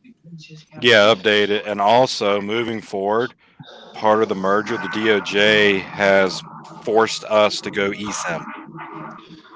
eSIM support for Sprint T-Mobile, which is going to be good in case you want to have eSIM on one carrier and then your physical SIM on like another carrier, you know.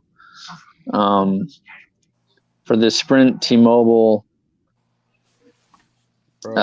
tower stuff, it's going to be soon. The best way to put it is we're going back to the old days of ESNs in a way. Yeah, I mean that's pretty much what your eSIM is just one big electronic serial number. It's just an ESN, just like back in the day when every time you wanted to swap it, you had to call in or go on. Or now you can do it on the app. Well, Yeah, that's there's an app for eSIMs. I think that's the way to go. I think running things through an application, an automated process where you don't have to mess with an actual representative. It's bro. Verizon has gone away from even wanting brick and mortar stores. They're trying to minimize stores. They encourage you to shop online, and they've closed down sites and they've shut down call centers in Ohio. They try to reduce all of that. If I call Verizon, before I get to a rep, they give you 4 menus trying to get you to go automated. Yeah, text message, chat. They don't want you speaking to a person. They try to avoid that like it's a disease, It's because of the sheer cost going to that call center. I think every call that goes in, I know on our side, it costs like $6.80 for every call to a call center. So they want to minimize that as much as possible. I mean, it's just crazy. You think about the visible business model. Bro, the only thing that sucks, bro, is doing everything automated, bro. Anytime I've done anything automated, bro, and this is the BS part, is that every time it goes to fraud, I do it online from my own phone. I order a phone, fraud. I do even with T-Mobile too. I did an upgrade one time, fraud. The problem with fraud is then you have to go to a person. Yeah, bro. So I'm just like, because they think that somebody always hacking your stuff, and even though you're doing it from the physical phone line that you're trying to upgrade, bro, that's gotta change, bro. That's the part. I can't say it just happened with T-Mobile. It happened with Verizon. Mm-hmm. Hasn't happened with me with AT&T. It happened with Sprint. Yes. So all those 3 companies, it's happened to me. Or then I have to call in, do the stupid security verification, answer some stupid questions. Sometimes they want you to send in the front and back of your ID to the email, which I think is very unprofessional, because that's your identity going in electronically, and you know how it can get fetched on the transit. Right. So those are things they got to work on. I can't even speak on this because I may have worked for T-Mobile for 3 years, but I've never ordered a phone online from them. Exactly. Bro, it happened to me, bro. I was like, and you know what happens when Verizon and T-Mobile are kind of play the same in this, where if your order that you do goes into fraud, and let's say you didn't check your email to see if they want you to call them or not, and you don't call them within 24 hours, they suspend your line. Oh yeah, they lock it down fully. Yeah. I've had my line suspended when I went to go buy a phone from someone. I met somebody up. I put my SIM card into the phone to see if it would read. I got a funny feeling while I was talking to the dude. The answers to the questions I had were kind of like, this dude's kind of suspect. I popped my SIM out. I said, bro, I'm not interested, man. I'm not getting the answers I need from you, bro. I'm good. I popped my SIM back in my phone. It locked the phone. It locked my line, and it locked my account. You know what I'm saying? And it was all because that guy, on the way to meeting me up, he probably blacklisted the phone. You know what I'm saying? And it jacked up everything. And bro, Verizon is heartless, bro. When it comes to fraud, they assume you are a criminal. Yeah. I went into the store. I said, look, I don't know what happened. My SIM card died. I can't access my account online. I can't do anything. Bro, they wanted all these questions. They asked me what type of games I was playing. I was about to choke the dude. I'm like, bro, are you crazy? I'm in here all the time. Don't act like brand new with me. You've been here for 6 months. I've been with this company for 20 years. Why are you guys treating me like a criminal? It's even worse for me if I come in and I see a fraud department's flagged an account. I can't even access it. I have to immediately call retail support. Bro, how are they going to treat people like criminals when they see you've been a customer for 20 years? Bro, I was with Altel before that for like 7 years. And I've been with Verizon for 20. You know, these people are crazy and they treat you like a criminal. I witnessed it with Carlos too. No. They treat you like a criminal. They blacklisted my phone, everything. They did the same thing to me, bro. My phone that I bought from Google, they blacklisted. Yep, which they had no parts of. They locked my account. Sneed heard they blacklisted my $1,200 iPhone. And this was just recently too. This was what, like 2 weeks ago, bro? Our FCC has failed us, bro. I don't care what anybody says. And, All right, and I don't think they should blacklist phones anymore. This is doing, honestly, who bro, cares? the fraud departments need, if they really want this to work as an online technology, basically to where everything's more automated, the fraud department needs to stop being automated. It needs to physically have people reviewing shit, and this is the problem. Carlos, they do, but they avoid it. You're the person is the last resort. You know, Bro, like the absolute last thing. Like there's no solutions whatsoever through the automation.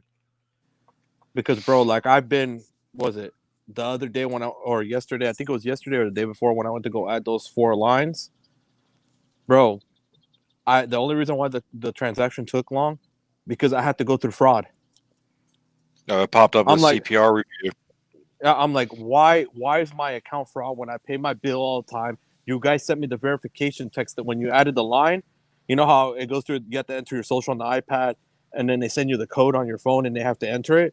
Like, you guys did everything. You guys know I have the phone here with me, and this is my account that I've had for ages now, since VoiceStream. Like, what the heck? Like, how the heck is this happening? Has your account been hit with fraud in the past? Yeah, I did. That's probably why. But for financing, though, not for adding lines. Usually once it happens once, they restrict it permanently because they're afraid. They're doing it to try to protect you so it doesn't happen again. I understand on the financing part, and I feel them 100%. I would want that. But on just adding a SIM card only, that's no do, bro. Like, you're just adding a line. There's nothing you can do with just a line. The most common thing we see when I know it's fraud, they'll activate, kind of like what you did, 4 lines. They'll leave, go to another store to purchase the phones. See, I didn't even know they do that. That kind of thing happens all the time. I don't feel like the crazy. companies. I don't feel like they're effectively protecting anything. Because, bro, they get money from it. You guys, I don't care what anybody says, bro. Do your research, bro. Every POS system on every company, you get money back. They love fraud. They love to have fraud because for those 4 phones that you frauded them on, they get paid for 8, bro, from the insurance company. Then let's say it took them 2 hours of labor for you to assist that customer. They pay the company back 4 hours worth. That makes sense. That makes sense, Carlos. When I have my pizzeria, bro, I didn't care that people, like, as long as the ID matched, I didn't care if it got a chargeback, bro. Please give me a chargeback. I love you for doing it because I got paid double for that transaction from the POS system.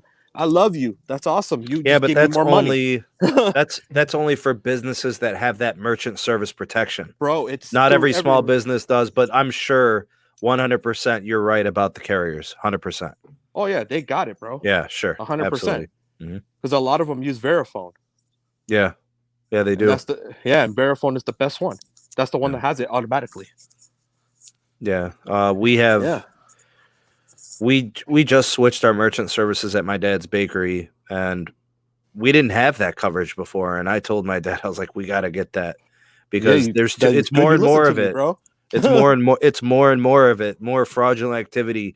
More people, denying that they paid and bought these products and services. Exactly. Like everybody's like, oh, I'll just call in fraudulent activity. Like it's willy-nilly now. People just do it just because. Bro. They do it at Walmart. They do it everywhere. It's crazy. Bro, now you have no worry, bro. Let them. Thank you. Because now you just got me double of the order. So now instead of me selling you that $20 worth of food, I got 40. Thank you. They don't tell you that at retail level because I didn't know that. Mm-hmm.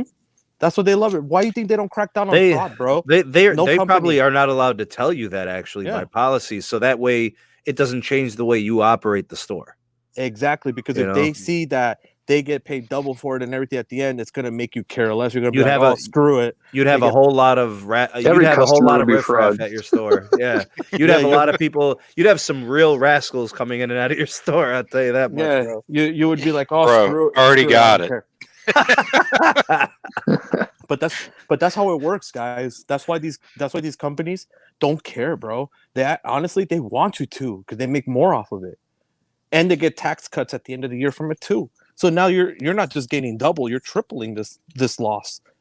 So why not? Because quite literally me and my DM were talking about this. He said that T-Mobile loses roughly about $5 billion account fraud. Bro, They ain't really losing, bro. Yeah, they lose it, yeah, because when they get hit, but that 5 just turned into 15. Yeah, it's not gonna. It doesn't hurt anybody above that point. So, like at the retail side, it looks bad on your end, right? It's part of your numbers, your performance metrics. That's all. That's all. I of it. look at what they It do hurts when me. we get hit with fraud. Not only does it come off your bottom line, the account gets closed, your ME doesn't get paid, there's an investigation. Depending on how that investigation goes, that mobile expert just got fired. Yep. Like, they don't play. But They go through, check the cameras, there's documentation has to be done, human resources get involved, LP gets involved. Like, They do an it's a investigation, huge headache. Yeah. But the thing about it, bro, is if everybody did their P's and Q's and checked everything the way they're supposed to and everything matched up, they went to the superior if they had a doubt and it matched up, bro. It's nobody's fault, bro. Like, everything matched up. What are you gonna do? Fire both the manager and the employee? You can't do that, bro. Like, it bro. doesn't work. Sometimes good, intelligent, smart men and women get their head. Somebody came in with just a plan. And they had all their documentation, everything matched up. They met all of your requirements. You were going to deny service based on a feeling. You can't. How do you deny a sale based on a feeling if all of the documentation is there and it all matches? Yeah, if you check it Unfortunately, through the I've system. been there. Yeah, I believe it. It's one of those where you look at the ID, you look at his credit card, he gives you a social, other forms of ID, everything matches, but you just know it's fraud. Usually at that point, you make up a random system error or you give them an obnoxious price so that they'll leave. Bro, you know what? This happened to me when I was retailing and somebody came in. You know, everything matched up, bro. I had my doubts on the ID, so I had the manager check it out, you know. He checked it out. He did the light.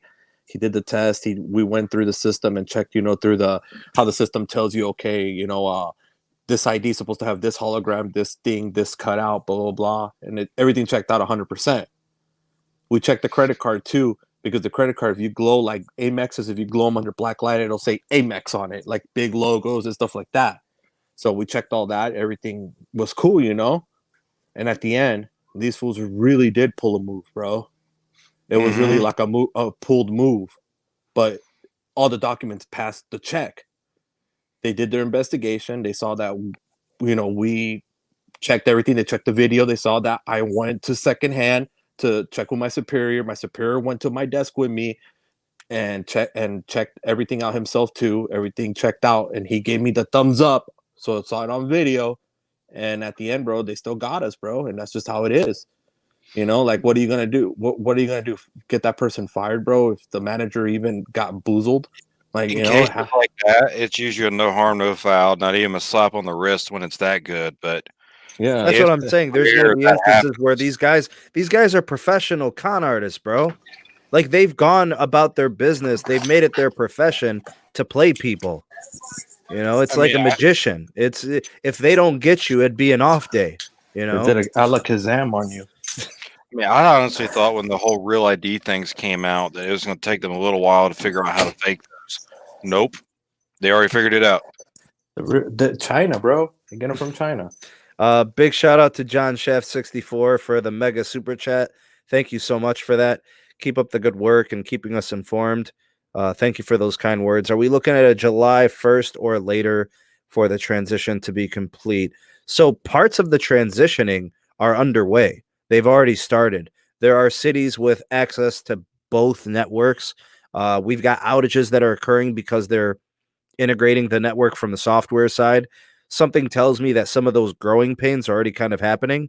What's going to be happening, I think, on the tower site level, which is kind of what Caleb alluded to earlier, some of that may be in the coming months. You know, I think there's going to be some rearrangement, Caleb, if you could speak to the network, you know, in certain markets. Yeah, I mean, most of it I know from California, obviously, because that's my area. But we're going to start, you know, with the high density areas, the sites that need capacity, stuff like that, the most.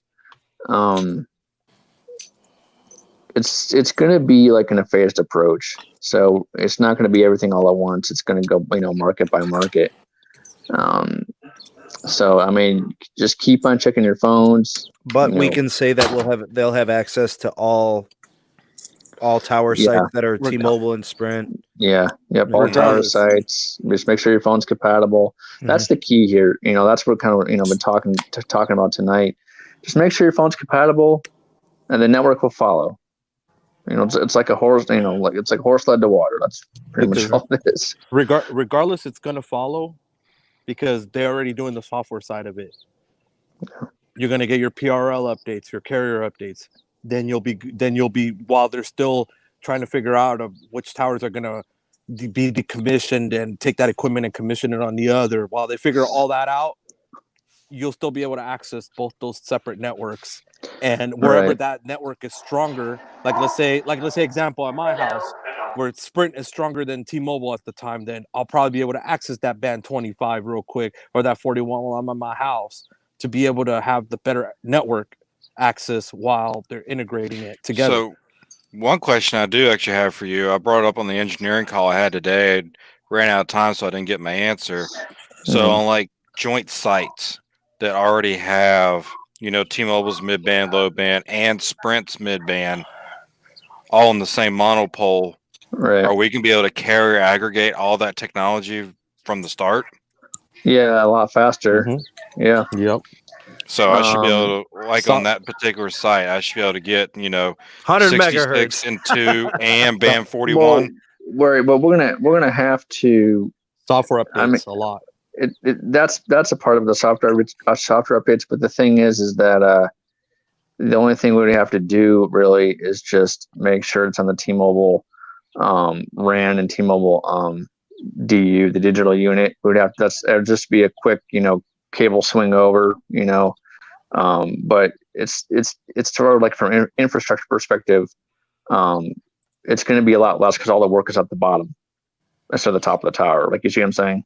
The antenna panels are already there. The antennas are already there.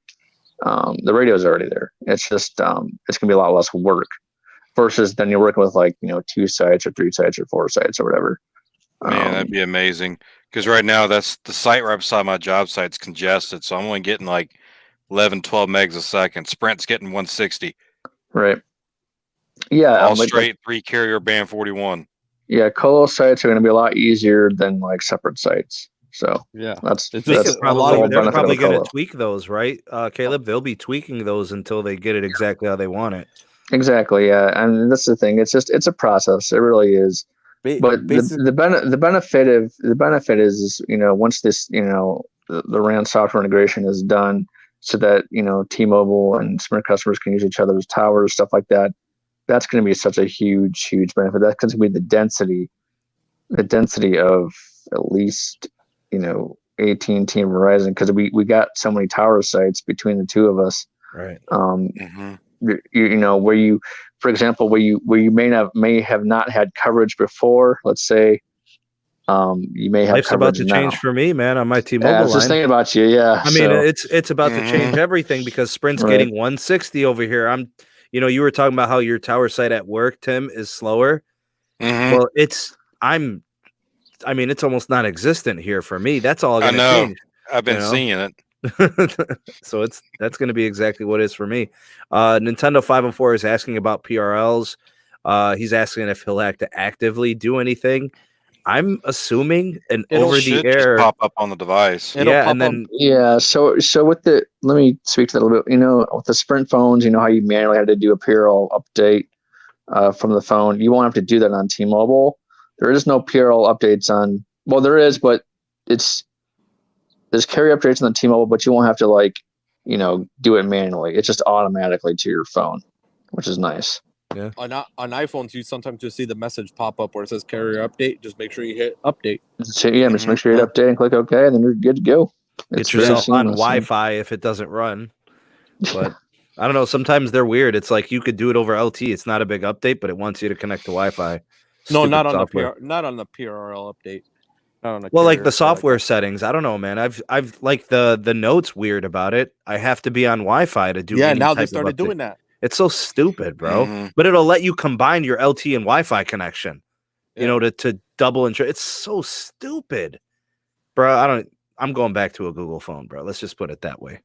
You'll see me with a Pixel 5 whenever they release that bad boy. No, no. They're even gonna Just start get a doing that Moto, get a Moto Edge. on the next Android update, bro. They're gonna be doing that on all Androids all across, bro. It ain't gonna be even the OnePlus is already doing it when I updated it. And that's Yeah. the Right. OnePlus. I have the option to do it over cellular or Wi-Fi. Yeah, Yeah, I'm but that noticing option is I'm going away with noticing more 11. Wi-Fi options. I'm noticing more Wi-Fi options. To be honest with you guys, yeah. Pete, I do. I want it. I'm probably gonna get the Pixel 5. I'm gonna get the LG V50. I'm probably gonna keep my Note. I'm probably gonna move on from the BlackBerry because I'll get the Google phone. So I don't think I can ever do another Samsung phone. bro, the Notes, it's something else, bro. I'm done with The pen Galaxy. it's like I don't know, man. It's like the sharpest knife. You know, when you talk about cutlery, bro, and you got a steak, and it's just a sharp knife, bro, and everything's just butter, bro.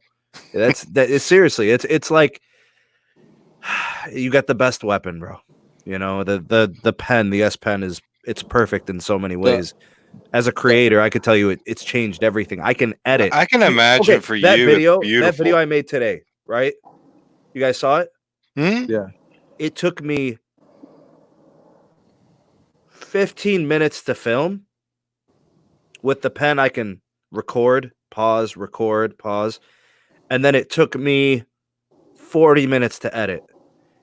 Back when I was doing everything on my Google phones, it used to take me 3 hours to edit. 2 to 3 hours, depending on how long the video was. That video was 13 minutes. It was a little bit longer than my standard.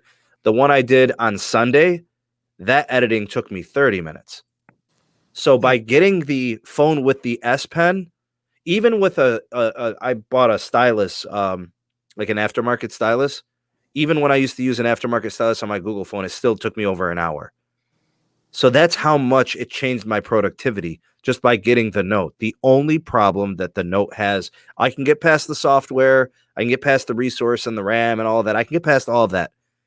The battery, bro, it is not good. It's not big enough.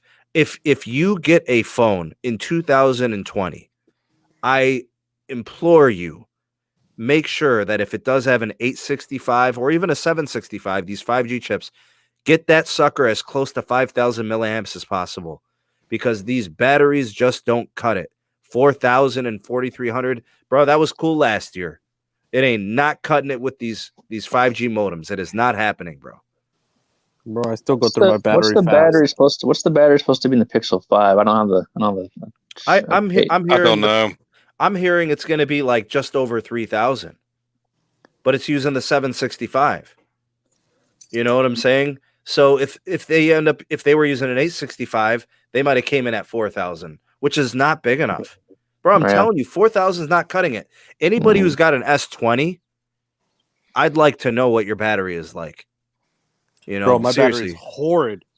See, bro, 5,000. LG did it right. They're like, okay, we're gonna make a beast of a phone with the V60. Here's 5,000 milliamp hours. Bro, the new Motorola phone's going to be over a 5,000 milliamp battery plus 12 gigs of RAM. Okay, now plus I'm a stylus. Now I'm interested, bro. You got me. Maybe it What's could replace my Note. Maybe it could replace my Note. Bro, it can. That's what I've been trying to tell you for like a month. Calm LG down, V60 Caleb. You has always a got to pen. be right, bro. You always do this, man. The LG V60 has a pen too, bro. You got to remember that there's a lot of pen phones coming. Yeah, but that one I gotta buy it aftermarket. It's $80. He's talking about it being integrated into the device. Yeah, the Motorola Edge Plus. Yo. Yeah, dude, it's neat. It's 12 gigs of RAM over He's gonna 5,000. do it again, bro. He's gonna do it again. He's gonna tell me how he told me so. A curved edges, 90 hertz waterfall display. I hate that. So we'll just put a case over it. It's gonna be. Good Lord. The only thing, the S20 Ultra, bro, the battery life sucks, bro. When you're using it, bro, to watch videos, anything, it goes quick, bro. Even hotspotting, bro, quick. Rumors on the Google Pixel 5. Snapdragon 765G, 64 Lame. gigs of internal storage, Lame. Okay, dual okay. dual camera lenses. Hold on. Let's bring it back, bro. Forget the cameras. 64 gigs 64 of storage. That's what's listed. Garbini. Bro, I have 400 apps on my phone. Well, that's not going to work for you. Nah, dude. You're going to be hurting on that one. Camera sensors, two 16 megapixel sensors, battery 3500 for the regular, 6 gigs of RAM, and a 6.1 inch display. I'm out. Yeah, I'm telling you this, Steve, because I know what you do, and I want you to have a great phone. And you may be spending $8.99 on it, but it's going to do what it's you. Not. There's no way they could, bro. If they brought $8.99 to the table, man, nobody would buy it. It's cheaper than a S20.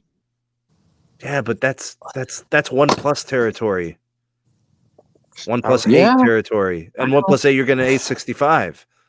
Bro, OnePlus, bro.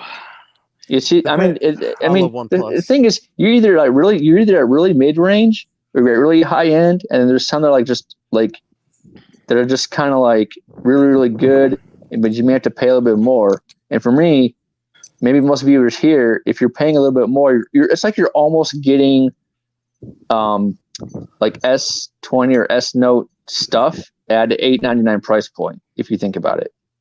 And that's really the way you got to think about it. If you're that paying 8 Pro, you're paying a bit less for that 865 plus the 90 hertz. Whoops, lost my earpiece.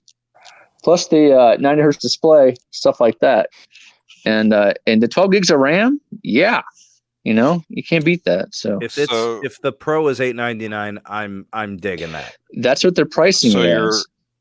So the Pixel 5 actually has 3 camera sensors.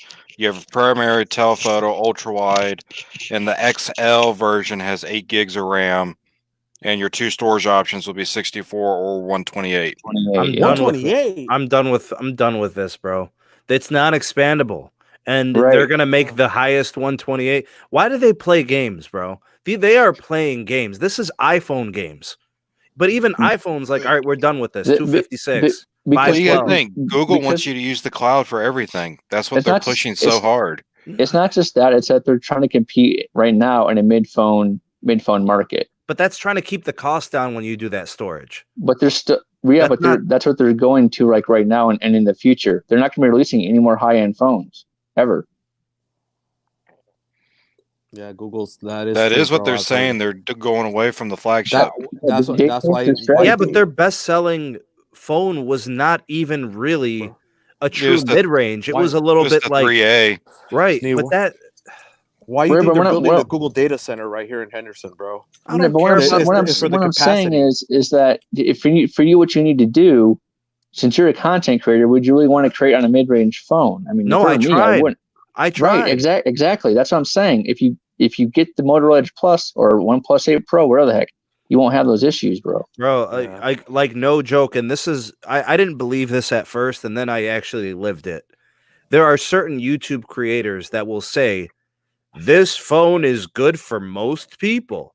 This phone is good for 90% of people.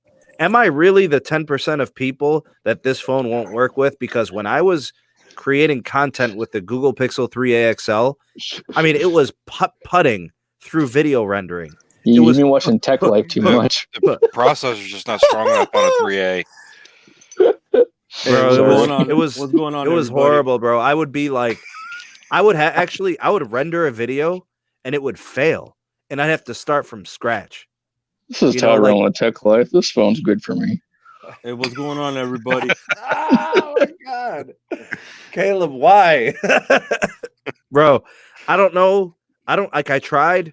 They recommend it. There are YouTubers that will say this is good for 99% of people. Well, next time, keep it for you then, because I tried and I did what I could, and it wasn't cutting it.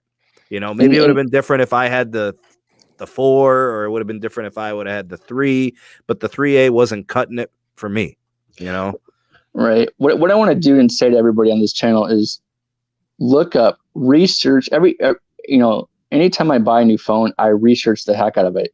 And the question you have to ask yourself is, does it suit my needs? will this phone do what I need to do as a professional or consumer or content creator or whatever, what have you? And does this phone support the connectivity that I need? And that's pretty much what it is. Here's what you have to ask yourself, though. If I'm going to have one phone, that is the approach. If I'm going to have two phones, I can get niche phones.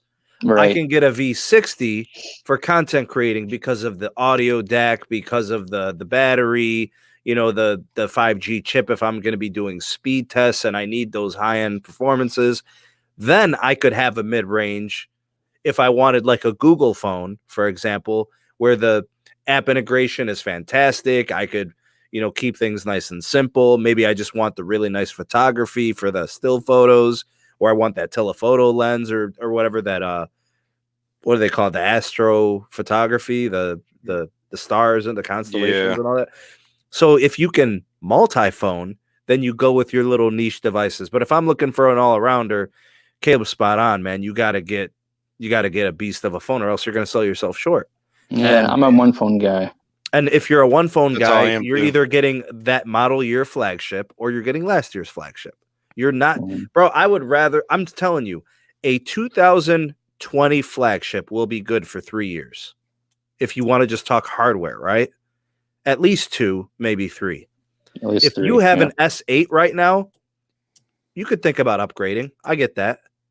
But when the S10 came out, there were people with S8s that were probably like, maybe my battery life's not as good as it used to be. Maybe I'll get one. And maybe they didn't. Well, now they might upgrade. It's been 2 or 3 years. But seriously, the mid-range is only has its place if there's something specific about it, like a 5,000 milliamp hour battery. You might get that on a mid-range phone. You don't get those on flagships because they want to keep them thin. They want them to be sleek and sexy, weird things that a phone doesn't need to be, like sleek and sexy. I don't get that, bro. Like, that's a phone. It's not a woman, like, why does it have to be sleek and sexy? I mean, I'm joking, but I'm just saying, I just look at them as industrial products that are tools. So it's my productivity. So I'm looking to exploit the resources that a phone has. Large battery, large display. The Note has an awesome display. It has an awesome camera. It has an awesome S Pen. Fits my needs as the powerhouse, I can't support mid-range right now. I can't, because they're not doing enough if you are someone that really pushes your usage.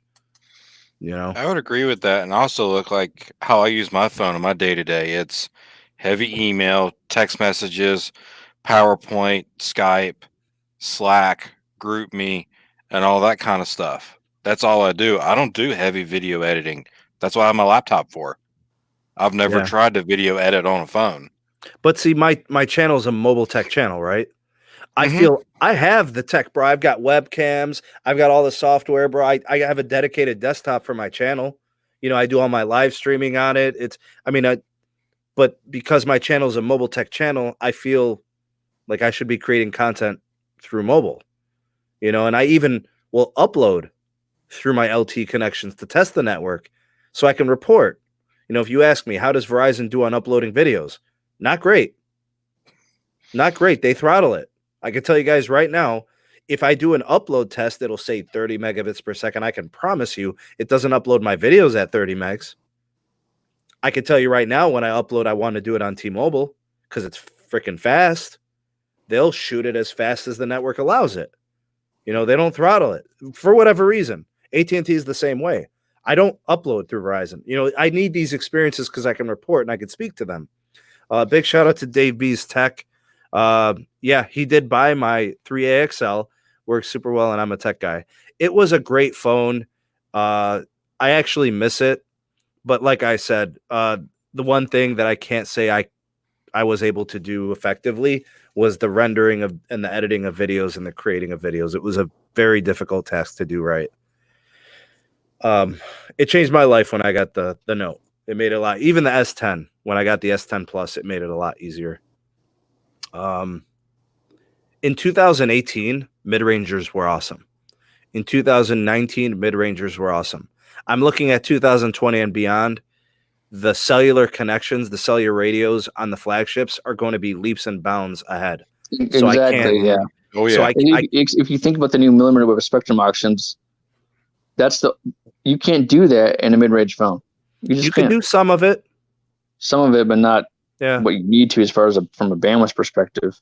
Let's yeah. see. The X60 is definitely going to be their flagship modem chipset next year. Yep. It's not going to be in the next 775, or whatever Qualcomm puts out at their mid-range. It won't be in there. You're going to have to spend for it. It's going to be in flagships. It's going to be 1,000 and better. I mean, it's nice that we have OnePlus though, to keep things under 1,000. I'm thankful for that, because if somebody still wants a flagship brand new, you're not getting anything under 1,000 from Samsung unless you're buying later, or LG later. And that's what OnePlus and Motorola want to do. They want to compete against Samsung later. That's exactly what they said in their press releases and in their the sites and stuff. Yeah, the storage limitations with some of these phones, man, it's just absurd. It's something to me, because every one of my videos is a gig. Every single video I do, you guys see those 10 and 11-minute videos, they're all 1 to 2 gigs. So if I do 10 videos and you're filming at what, 1080p? Yeah. So you got to stick to the berry, bro. Bro, the berry's slow, man. I ain't gonna lie, man. 2018, it's running old software. But I mean, bro, it's decent for just the normal things, but not to do content creation. Heck no. No, bro, I can't even tell who I take pictures of on the BlackBerry, bro. I take a selfie. I'm like, who's that guy? It's just nice having the keyboard, though. That's the benefit. Only if they can do that more. I wouldn't mind having the keyboard. It's my personal communicator. It is. Can you imagine if Samsung decided to put that keyboard on the new Note 20 Plus? On the what? On the new Note 20 Plus, have they decided to put a keyboard on there? Yeah, they won't, but it'd be cool. It would be cool. Oh, heck yeah. So like my Pixel 4 XL, I have 144 apps, and only 50% of my storage is used out of my 64 gigs. 64 don't cut it. I think. Okay, so Carlos, these Note 10s, what are they? 256? Yeah, they're all 256. Mine's 256. I think they take a terabyte, micro SD. Yeah, maybe 2 terabytes. I'm not sure. I think it's 2. I think so. I think this thing is 20% full, and I've been creating content on it for 3 months. Really? Only 20? I think 20% of storage. I don't know what the hell you're doing, bro. I mean, I'm making videos, but I don't know, man. The Android operating system now is almost 12 gigs. It's getting beefy. Yeah. Hey, Snee, do you require a headphone jack with your phones? I always have at least one phone with a headphone jack. That's why I was describing the niche thing for you. Is the reason I had a 3AXL was because I could do the external mic, or else you're playing this game, bro.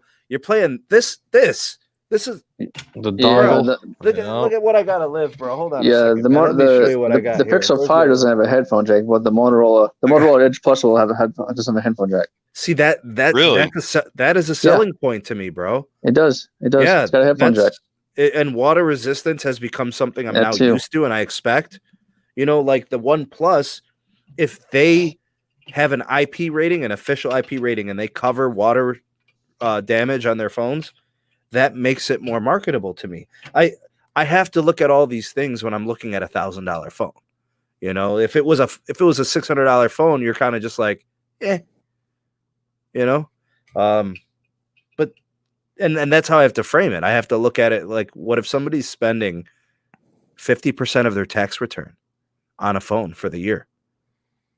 I mean, how do you look at it, Tim, when a customer comes in and they say, hey, look, man, I got a job, I got child support, I have kids, I got a wife, I got, I'm the only income, this is how much I got. You try to do what's best for them, right? You don't want to take them out of their means. You definitely try to cater to that, but they still want the top of the line. I ain't paying no $60 a month, bruh. I ain't the one. I ain't either. I ain't the one, and the $1,300 smartphone ain't the two either. So I'm not going back to eating raviolis. no, you have to bring back the raviolis. raviolis. Oh man. Hey, you know what's funny, Maverick? You're calling me dramatic, but you're here. You're calling me dramatic, but you're here, and you man. love it, bro. There's raviolis for you to think about right there. He needs 2 cans. I know. You know what would be better? This would be better. This is Sneed Mobile Tech with Sneed Life. and in today's live stream, Oh God. What if? that would be better. That's so much better. Sneed, you got to get something else for live chat for those of us who delete Google. Also, Lineage is 3 to 5 gigs. That's a lot better sized operating system. Holy crap. So they're operating at like a third of what stock Android's running? Let's see. I heard about that. Yeah, it's pretty light. I've heard about it too. It's pretty light. That would make sense for somebody running like a 64 gig phone would be looking into those types of. So stock Android, 15 gigs. Holy crap, that's a lot. And they call that stock Android like there's not much to it. Edge Plus If you you can look- have stack Android too. If you looked on your note, it's probably closer to 30. What? Yeah, Seriously. probably more than a desktop operating system. What? Yeah, I'm kind of curious. What is it? Yeah, because the desktop operating system is what, like 12 gigs for Windows now. Windows is about 30. Where do you find that? Oh, wow, Where's 30 the now. menu for that? Storage. Storage? Okay. Holy crap. Device care, storage. Where to advanced? Your UI, I think so. Oh, Oh my God, bro. You were so close. It's 28 gigs. I knew I was close. Yeah. Holy crap. So it's basically I like a never desktop. would have. That is absurd. No This wonder is they need so much This is RAM. blasphemy, bro. This is blasphemous. What am I doing? What am I supporting, bro? I'm questioning life right now. What? It says I have 72% of storage remaining, so I'm hanging in there. And out of your 256 gigs, you take out 28. Well, let's say because it'll automatically store like an additional 15 just for RAM purposes too. So take out about 45 gigs of RAM out of 256. That's what you're left with. And you got to think about all the future software updates and patches that you get add on top of it too. And every time you do that, it adds it'll push it out further more. So now if it started at 45 gigs to prioritize for operating system and RAM purposes, now when you get a software update, it'll probably be 50 now, then 55. Yeah. It'll keep going up. Big shout out to Dave Beast Tech. Thanks for the super chats, bro. I appreciate it, man. That's why Google, I don't see how they're going to come out with a 64 gig phone when half of it's going to be basically gone to that. Almost half at least. I bet anybody who operates a 64 gig Pixel phone, if you want to call and bellyache to Google, I bet you they'll give you 100 gigs of Google One storage if you were to complain and have enough conviction. Be like, look, I bought this phone, 64 gigs of storage. I just did 2 software updates in the last year, and there's 5 gigs left after I have my apps. I've got the 2 terabytes of storage through Google One for $4.99 a month. But that's the thing, though. Didn't they used to give, if you got a Google phone, it was lifetime? I still have mine on lifetime for Pixel 3. I still got mine on lifetime for Pixel 3. Yeah, you're getting unlimited storage at HD. So if you record in 4K, it's not going to do 4K. It's going to downsize it to 1080p, which it's not the end of the world. But okay, so Yasmin's 4 years old. If my end game is to keep videos for her to see when she's graduating high school, by then 8K will be entry level, right? Or that'll be the standard by a long shot, So she'll be watching something in 1080p. She's gonna be like, man, the hell were you recording back then, Dad? She'll probably be like, "Why'd you get that Pixel 5, Dad? What's wrong with you?" Thing's trash. What's a Google phone, Dad? Hey, iPhones will still be kicking, bro. I bet that Pixel 5 camera will be the best in the industry. Yeah, man. I've taken great photos with the Google phones and I enjoyed it very much, but that storage was one issue. The processor, just for my application, I guess it's a me problem. I don't know. So the Pixel phones with the cameras, all that good technology. It's all software based. That's all software based. So if you guys ever watch the phone event launches, that's all software based. They actually hire a guy that improves the camera software, and half of them are photographers, mind you, to do that. Versus Samsung, they actually put the hardware inside their camera, hence the 100x zoom, wide lens, blah, blah, blah. They do some of the software stuff too. I see a lot of the beauty modes and the softening of the edges and stuff. Right. One thing I will say, and Carlos, have you tried this? Putting the stock camera app on your S20? I have the G Cam on my Ultra, yes, and that helps and it fix probably a lot of the focus issues. I was gonna say it probably looks beautiful. Yep, and it fixed that focus issue problem, dude. Because it was still happening with the software update, bro, and it was starting. I was about to just shatter. They were supposed to fix that. And with the G Cam, it works perfect. Dave, I literally hate you right now. My daughter's 4, bro. She just had her 4th birthday. I literally hate you right now. It's so mean. Bro, I'm definitely gonna throw a frozen water balloon at Dave when I see him. Watch out for the frozen water balloons, bro. Thanks, Dave. Thanks for the super chat. Dave was very generous today, man. Thank you. I'll let it slide because of the super chat. Oh man. But honestly, man, I don't know how they plan on putting out with these Google phones, bro, but I understand they want to go more online based storage, and that's why there's investing in like data centers. I know there's a couple of data centers. It's not just here in Henderson, but there's a couple more being put out around the nation. I think Colorado there's one going up there too. But yeah, they're trying to compete with Amazon and the Google Cloud. But that's the thing though, bro. Like, who would really trust? Like me personally, okay, Sneed, I know you have a daughter. Would I want pictures of my daughter being on a cloud where it can be accessed by hackers who 9 times out of 10 are pedophiles? You know what I'm saying? Like that's where the line draws. I wouldn't want that, bro, because you know how there's all those nasty, creepy people, bro, that can hack anything like they want, like a snap of a finger. Do you want all your data in one place where it can be hacked at any time and accessed at any time? Like, well, that's one of the things. Like, I'm trying to minimize my risk. I'm trying to keep things on device. So I've got a folder on my desktop because my desktop's 2 terabyte. So I just created a folder and I just dump whenever I get a chance. I just move everything off device onto the storage there. I've got like folders and stuff like that I just, my wife does the same thing on her MacBook. I got her an external hard drive. It's a 2 tera. I don't know. She's probably used 300 or 400 gigs so far.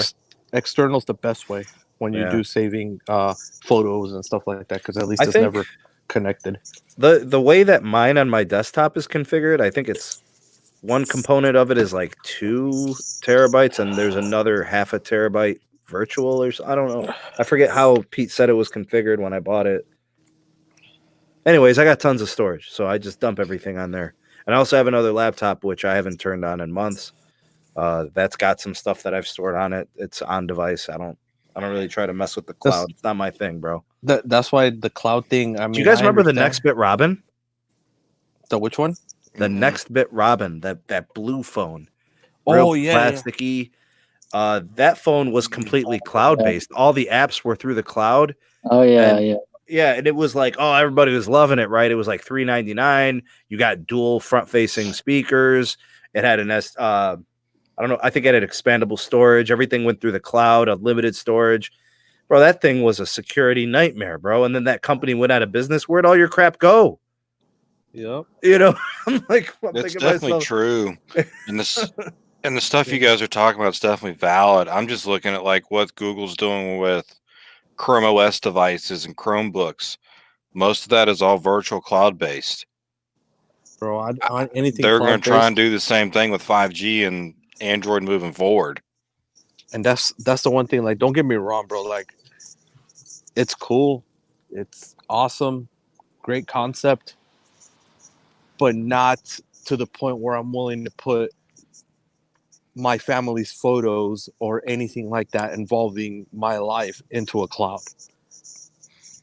You know, maybe It's a photo I took understandable. of my car or something, and you know, all right, you know, but when it involves like physical people and family and friends, I couldn't do it because the vulnerabilities are always there.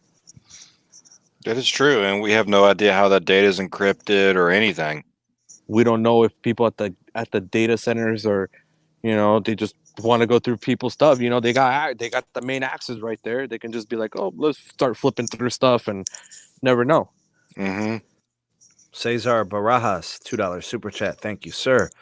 Will Sprint customers need T-Mobile SIM cards? No, not right now. No, sir. You are good to go. What device do you have? We'll just kind of take a look at what you're using, and we can kind of tell you what your experience will be like moving forward. So we'd love to know. And maybe you could even tell us what market you're in, kind of tell you what to expect there. So thank you for the super chat there. Data centers are encrypted. That's Pete's area of expertise. I would assume that they were. I I've mean, never they- heard of a cloud-based anything getting compromised. Yeah, they're encrypted. They have what is it? mean- It's the AES at least 256 at least. I don't care how encrypted anything is, bro. When it comes to anything technology, there's always somebody that can figure it out. Yes, they'll release a patch to fix it, but it's always a vulnerability, just like these data breaches that still happen in 2020 with AES 256 encryption. It still happens. And those are your social security numbers and date of births that are being stolen. And it still happens. What makes you think that a file cannot be stolen just as easily? think about that one. Cesar says he's got the S20 Ultra 5G. I think you're getting an update for an eSIM also. Yep. So It's coming this month. Yeah, I was Coming going to say, it's supposed to be in April. so When Look you out do for get that. the update, go ahead and switch it over to your eSIM. Yep, that'd be the best way. all right, boys, I'm done. I'm ready to get to going. I got to bake in the morning. I've had you guys held hostage long enough. That is enough. Want to give a big shout out to the patrons over on the Patreon page. Want to give a big shout out to those that joined me today for the live stream. We have our resident T-Mobile representation.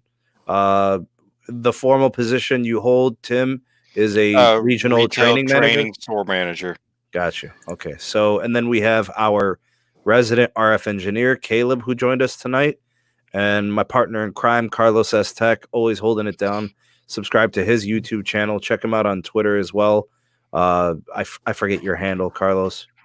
No, I'll put it on the description down below. Yeah, I we'll get it gotta on. figure out how to change it, bro.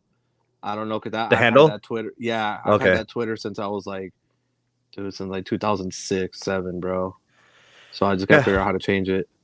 You're welcome, Matt. You're very welcome. I enjoy doing the live streams. I just like connecting with the community. And in these times, we just want some normalcy and keep us occupied so we don't go nuts.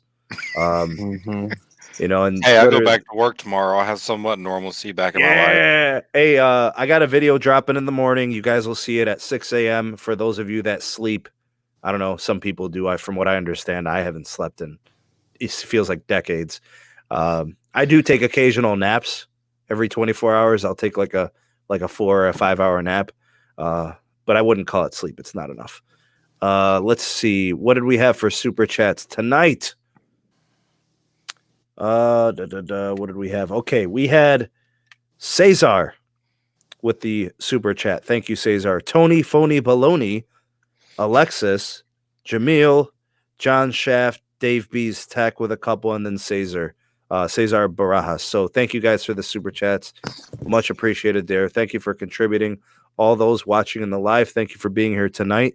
Those watching on the replay, big shout out to the replay crew. if you watch this video, this is to the replay crew. If you watch this entire video and you're still here at the end, hashtag Sneedmobile. Hashtag Sneedmobile. I will be doing a video from the Sneedmobile very soon. Maybe one tomorrow in the afternoon or the evening. So hashtag Sneedmobile. Kind of like the Batmobile, but the Sneedmobile. So I'll be live streaming that. And so I got a video dropping first thing in the morning. Hashtag the Sneedball V. I think I already posted it for the patrons, so they got early access. And then I have a couple of videos that I'm going to be producing later on in the week, and then there will be a huge premiere on Sunday. I got something that I want to share with you guys, and the video should be good. So we'll do a premiere, and we'll be hanging out in the live. You guys like those premieres, by the way? I enjoy them. They're cool. I like the premieres. Yeah, so actually, I should probably thank. There were a couple of, I think Feye and somebody else had like super chats during the premieres. That was pretty nice of them. So James, I think it was. So big shout out to James and Feye. Thank you guys for supporting the SMT. Let's wrap things up. My moderators tonight, I didn't see Rafi, but I did see tons of moderators, especially to start. So big shout out to Pete. Big shout out to Cesar. I saw John earlier. I think Tim. I don't know who else was moderating. I may have missed Pete was a couple. doing the most. Right, I did see Pete moderating, so I want to give a big shout out to my moderators. That pretty much wraps it up. Thank you guys for being here, and I don't know. We'll see what we get tomorrow from the boys in Magenta. We'll see if there's going to be a big thing tomorrow. So keep it tuned. Keep it locked to the SMT YouTube channel. Who? Huh? What was that? What was what? All righty. Well, thanks for watching, y'all. We'll see you on the next one. Peace. All right, Peace.